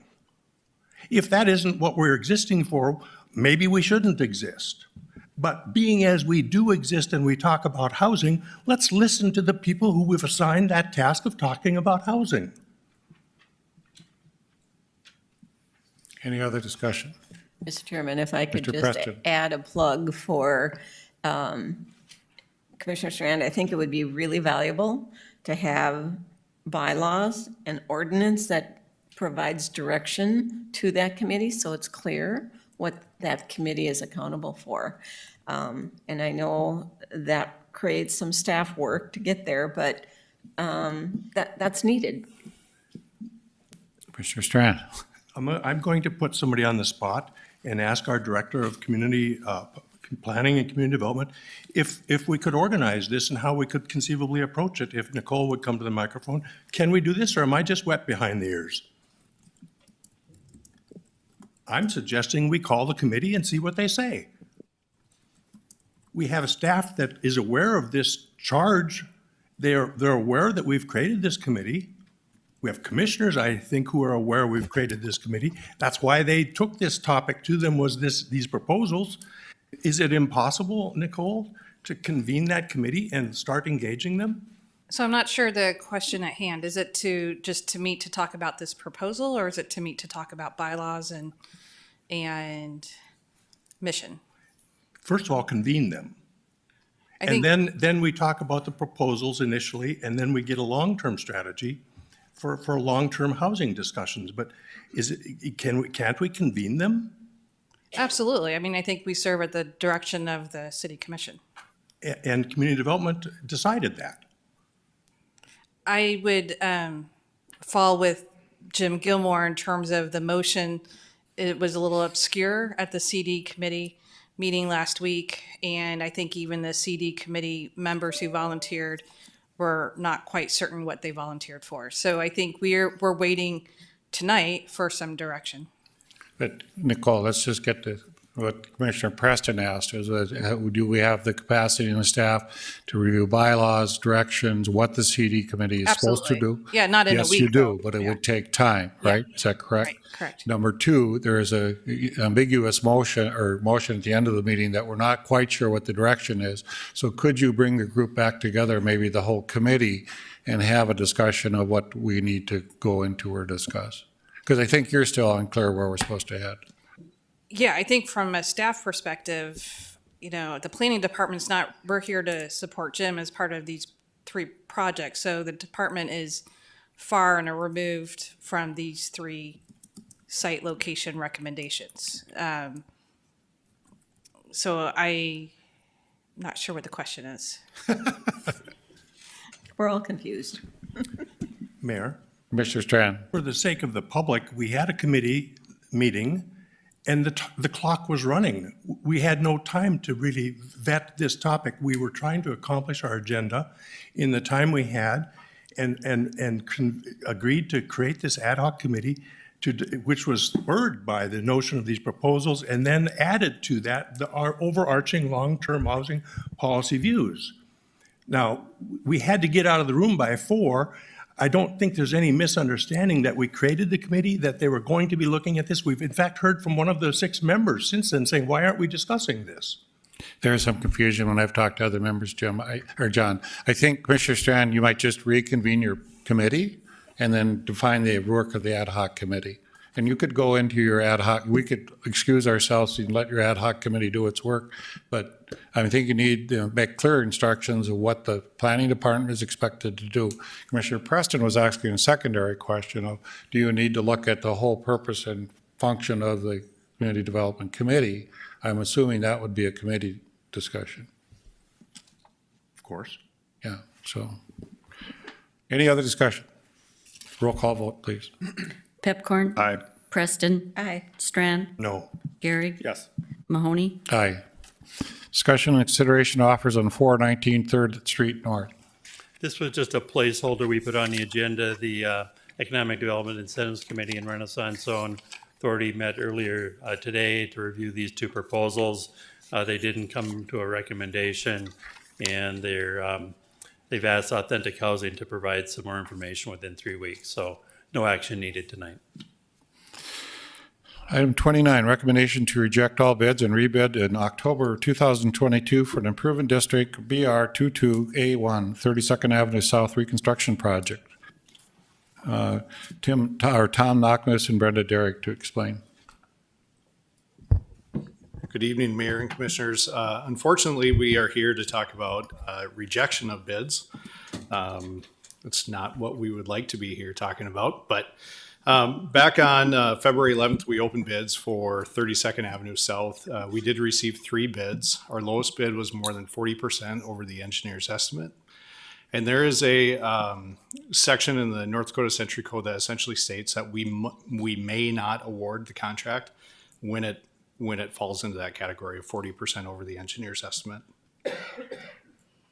So just want to highlight where we were. The engineer's estimate was about 11.7 million. Low bid was Dakota Underground, which was almost 42% over the estimate. Second bid was almost 54% over the estimate. And the third bid was about 63% over our engineer's estimate. So you were probably asking yourself, why? Here's what we've heard so far. Part of the issue is likely the time of bidding. We've typically bid these types of projects, large-scale reconstructions, in October or November of the year prior. Bidding this one at early February created some issues for the contractors that drove up prices. The project schedule, it just overall had a tight timeline. The reason why we did that is to minimize the impact to the public and complete the project that we're trying to complete this construction season. Another thing that we've heard since is just the current bidding environment. Material supply issues and costs have risen pretty drastically, even in the last 3 months from the time that we created our estimate. Talking to some of our contractors, what we're hearing is asphalt pavement is probably about 20% higher than it was last year. Concrete pavement is probably about 20-25% higher, and that's because of steel and cement prices. Concrete pipe is about 25% higher. What we're hearing from those manufacturers, it's because of the steel that goes in that pipe and then their labor costs. So again, kind of across the board, we're seeing pretty drastic increases in material costs. And then there's a big concern currently in the market with labor shortage. That carries over from last year, but it sounds like it's being exacerbated as the diversion project starts up, and there's a lot of concern from our local contractors of what that's going to do to their workforce. Another thing that we believe was a factor in this, and we're hoping to get into this more with the contractors when we meet to discuss, but it was just a constraint of the project. So typical reconstruction on a major arterial like this, we try to maintain traffic through the corridor. By doing so, there's a couple images, they might be kind of hard to see, but the contractor's workspace was extremely limited. So phase one of this project, they had to install new storm sewer near the center of the road. That storm sewer is about 20 feet deep, and it has to be to gravity drain all the way to the river. And so that really narrowed their work zone, and we had to put jersey barriers, concrete barriers along the work zone to protect the public traveling through. And then another constraint, trying to preserve the boulevard trees on the South Boulevard, really restricted the contractor's options as well. So those are a lot of the things that we believe are the issues, but what we're going to do moving forward is we want to gather more information. So we are working to set up meetings with the 3 contractors that bid the project, just to get their input of what we could potentially change, how we could move that needle of lowering the bid price. And then we're going to have to evaluate those options. So a lot of internal discussions I would foresee, discussions with our consulting engineers who certainly understand the project very well, to understand what kind of issues that might create in the construction and the design. And then again, like I said, we got to figure out what really moves the needle on reducing cost. So off the top of my head, one of the things that we know that would reduce cost would be closing the corridor, right? Giving the contractor all the room they need to work. That would be very impactful to the public. But again, based on what our conversations are with the contractor, those might be some of the options that we bring back to you guys. Because again, the more impactful we are to the public by detouring them, closing down traffic, the better workspace that the contractor has and likely to lower prices. So, but again, we will be bringing all those different topics back to you, recommending changes. And then ultimately, we're going to have to move forward, determine what the project schedule can be based on those revisions and what the bidding timeline would be. We'll have to update plans. We'll have to communicate the changes with the public, and then we'll have to move forward and rebid the project. Would you be able to then redo your engineer's estimate in light of the 20% increased cost? Are you able to do that? So we can update our engineer's estimate. We will be doing that, and it will be based on current market conditions of what we're hearing. But we don't want to simply inflate our estimate to what the bids are, because we still think it's important that we quantify what we think is effective for modifying the contract conditions for what we decide to do, and then also try to better reflect where the market is currently as well. Commissioner Gary. As we speak to the public, they want this project to happen. They want it to go forward. The biggest concern they have that they've relayed to me is, the longer you wait to do a project, the more things cost always. It's always going up, right? Well, if you built a deck last year, the wood prices are a lot more than they are today. So I'm wondering if you can address that for the public. Is that always true, or is that, inflation that happens sometimes after the pandemic, or is it transitory, or are we expecting the prices to be much more next year as opposed to this year, or like it usually is? I wish I had the crystal ball to tell you that. But that's the question they want to know. So yeah, I'm throwing it up to you if you want it. Yeah, so here's what I'd say. When it comes to PVC prices, what we're hearing from the suppliers and manufacturers is that market is kind of crazy right now, but should stabilize in the next year, right? PVC prices are about 3 times what they were a couple of years ago. We think that market is going to stabilize. As far as, asphalt cement, with the price of oil being up, that's going to continue to be up. Diesel fuel is going to continue to be up if oil prices are up. Who knows what steel prices are going to do. But there certainly is that potential that we are simply higher in our bid prices next year as well.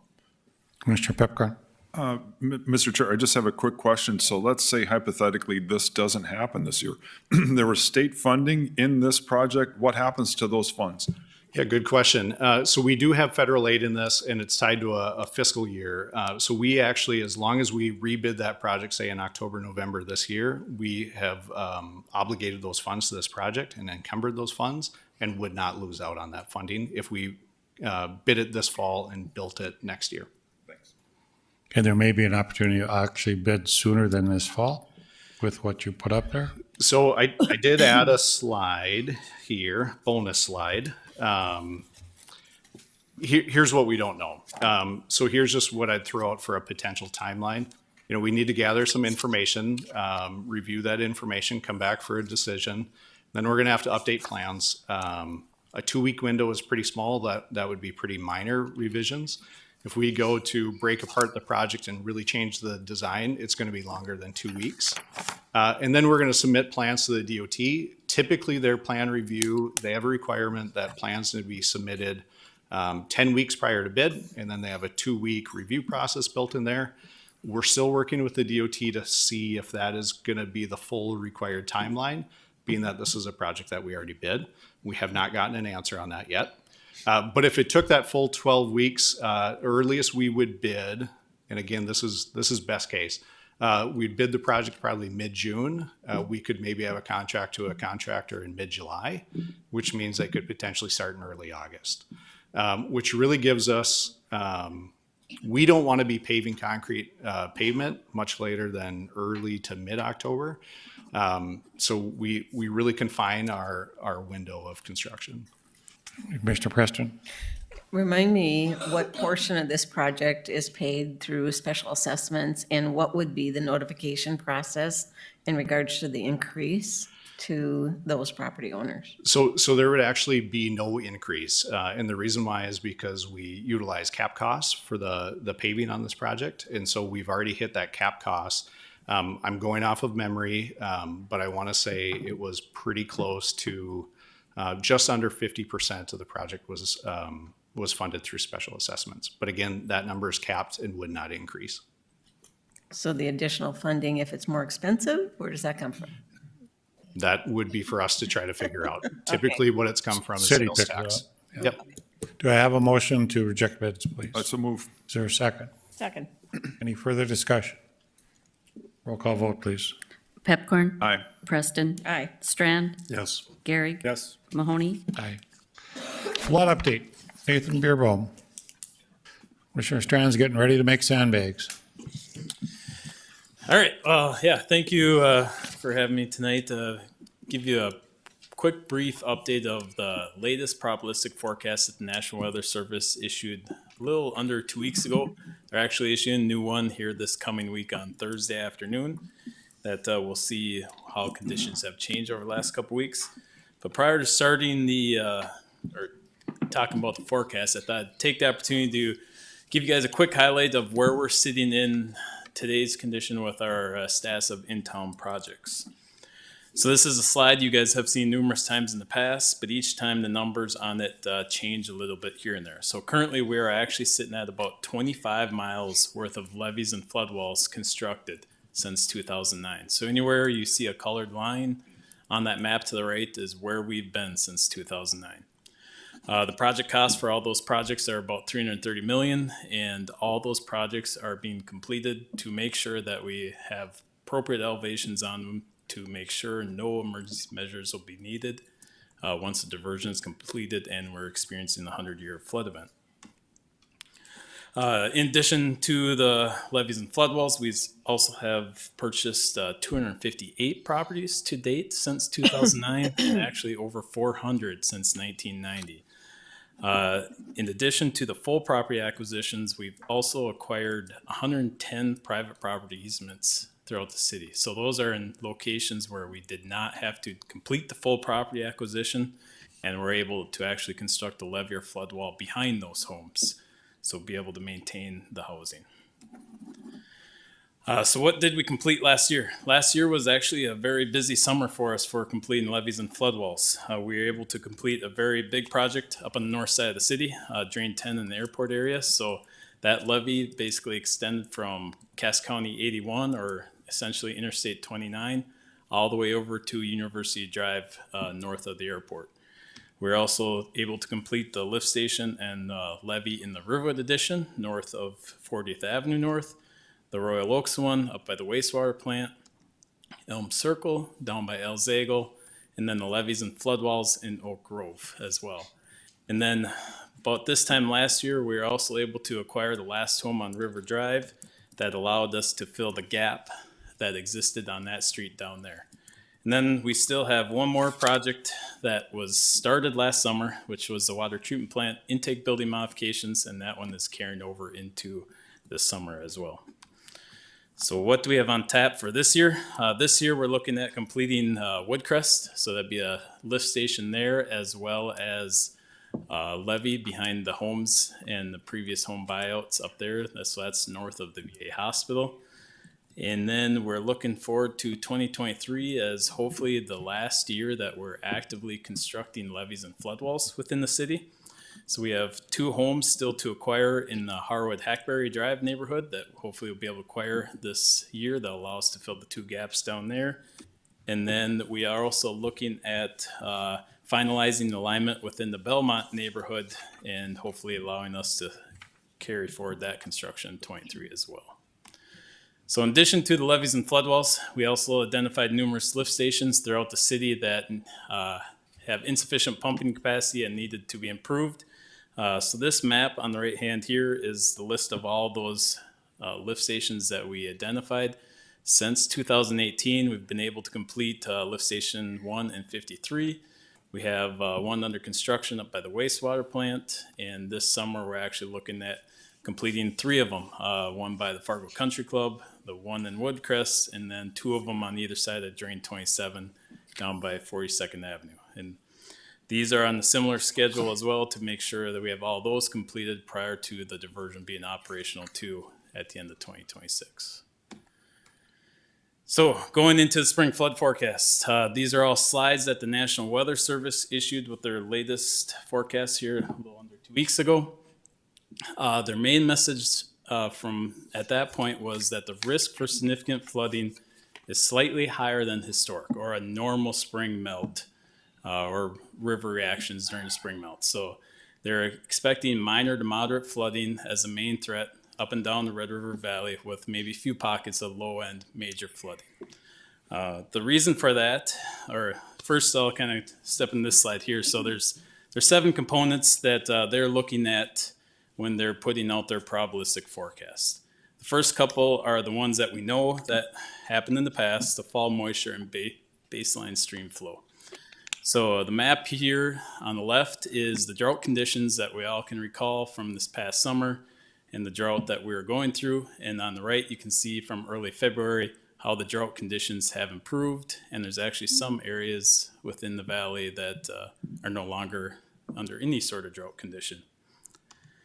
The next map here is the precipitation that we've received from October 1st to early February. So you can see that majority of the valley is light green to a little darker green, which is indicating basically average precipitation with a little bit more than what is normal though. So a little bit wetter than normal, but not anything significant.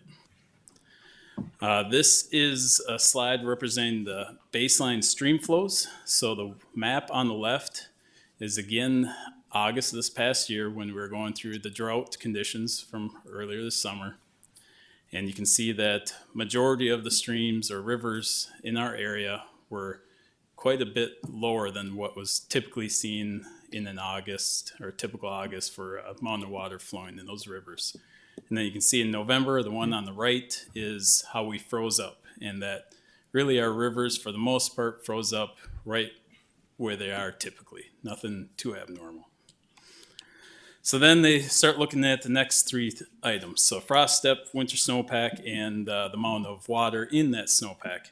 I didn't put in the frost depth slide on here, but for the most part, the frost depths were slightly deeper than normal, which isn't too surprising with the amount of cold that we've had in the past month and a half, but nothing, again, too drastic.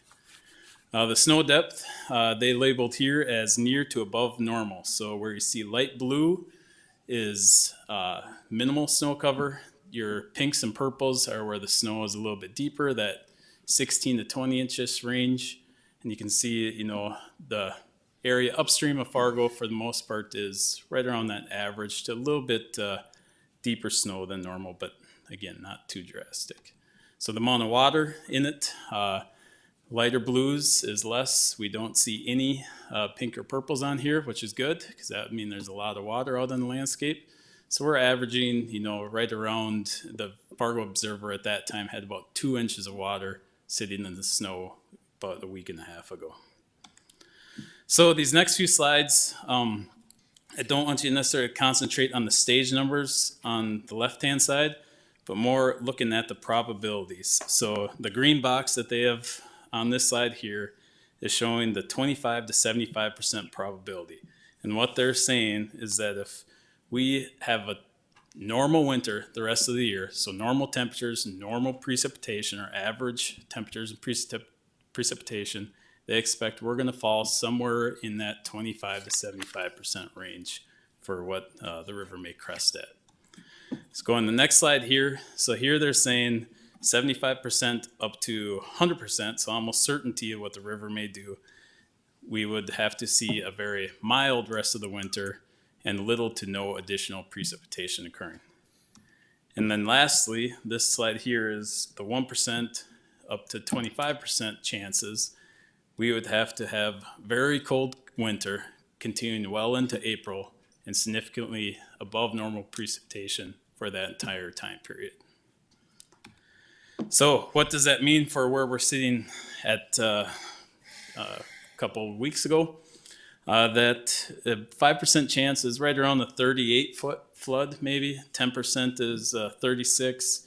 If we had that normal rest of the winter or average rest of the winter and normal snow melt, we'd maybe sit around the 30, 31-foot river stage. And then, of course, if we had that perfect snow melt and perfect spring the rest of the, or perfect winter the rest of the year here, maybe we're looking at mid to lower 20s.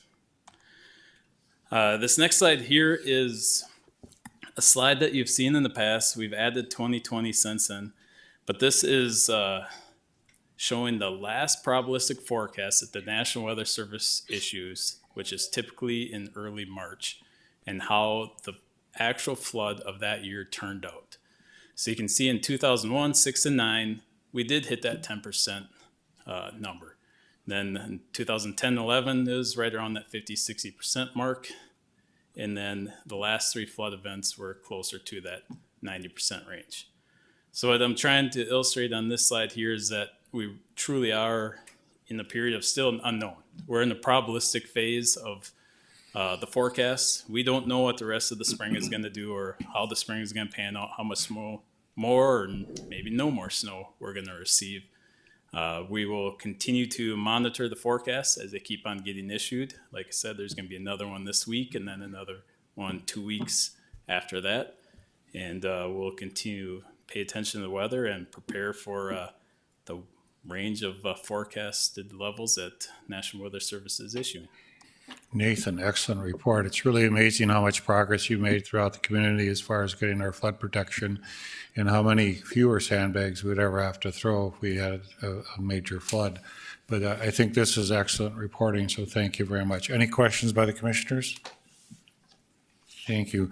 Do I have a motion to applications of property tax exemptions? I so move. Is there a second? Second.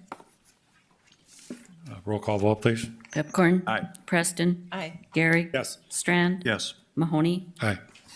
Commissioner Strand, any announcements or birthdays? None. Okay. Motion to adjourn? That's a move. Second. All those in favor say aye. Aye. We're adjourned. Thank you.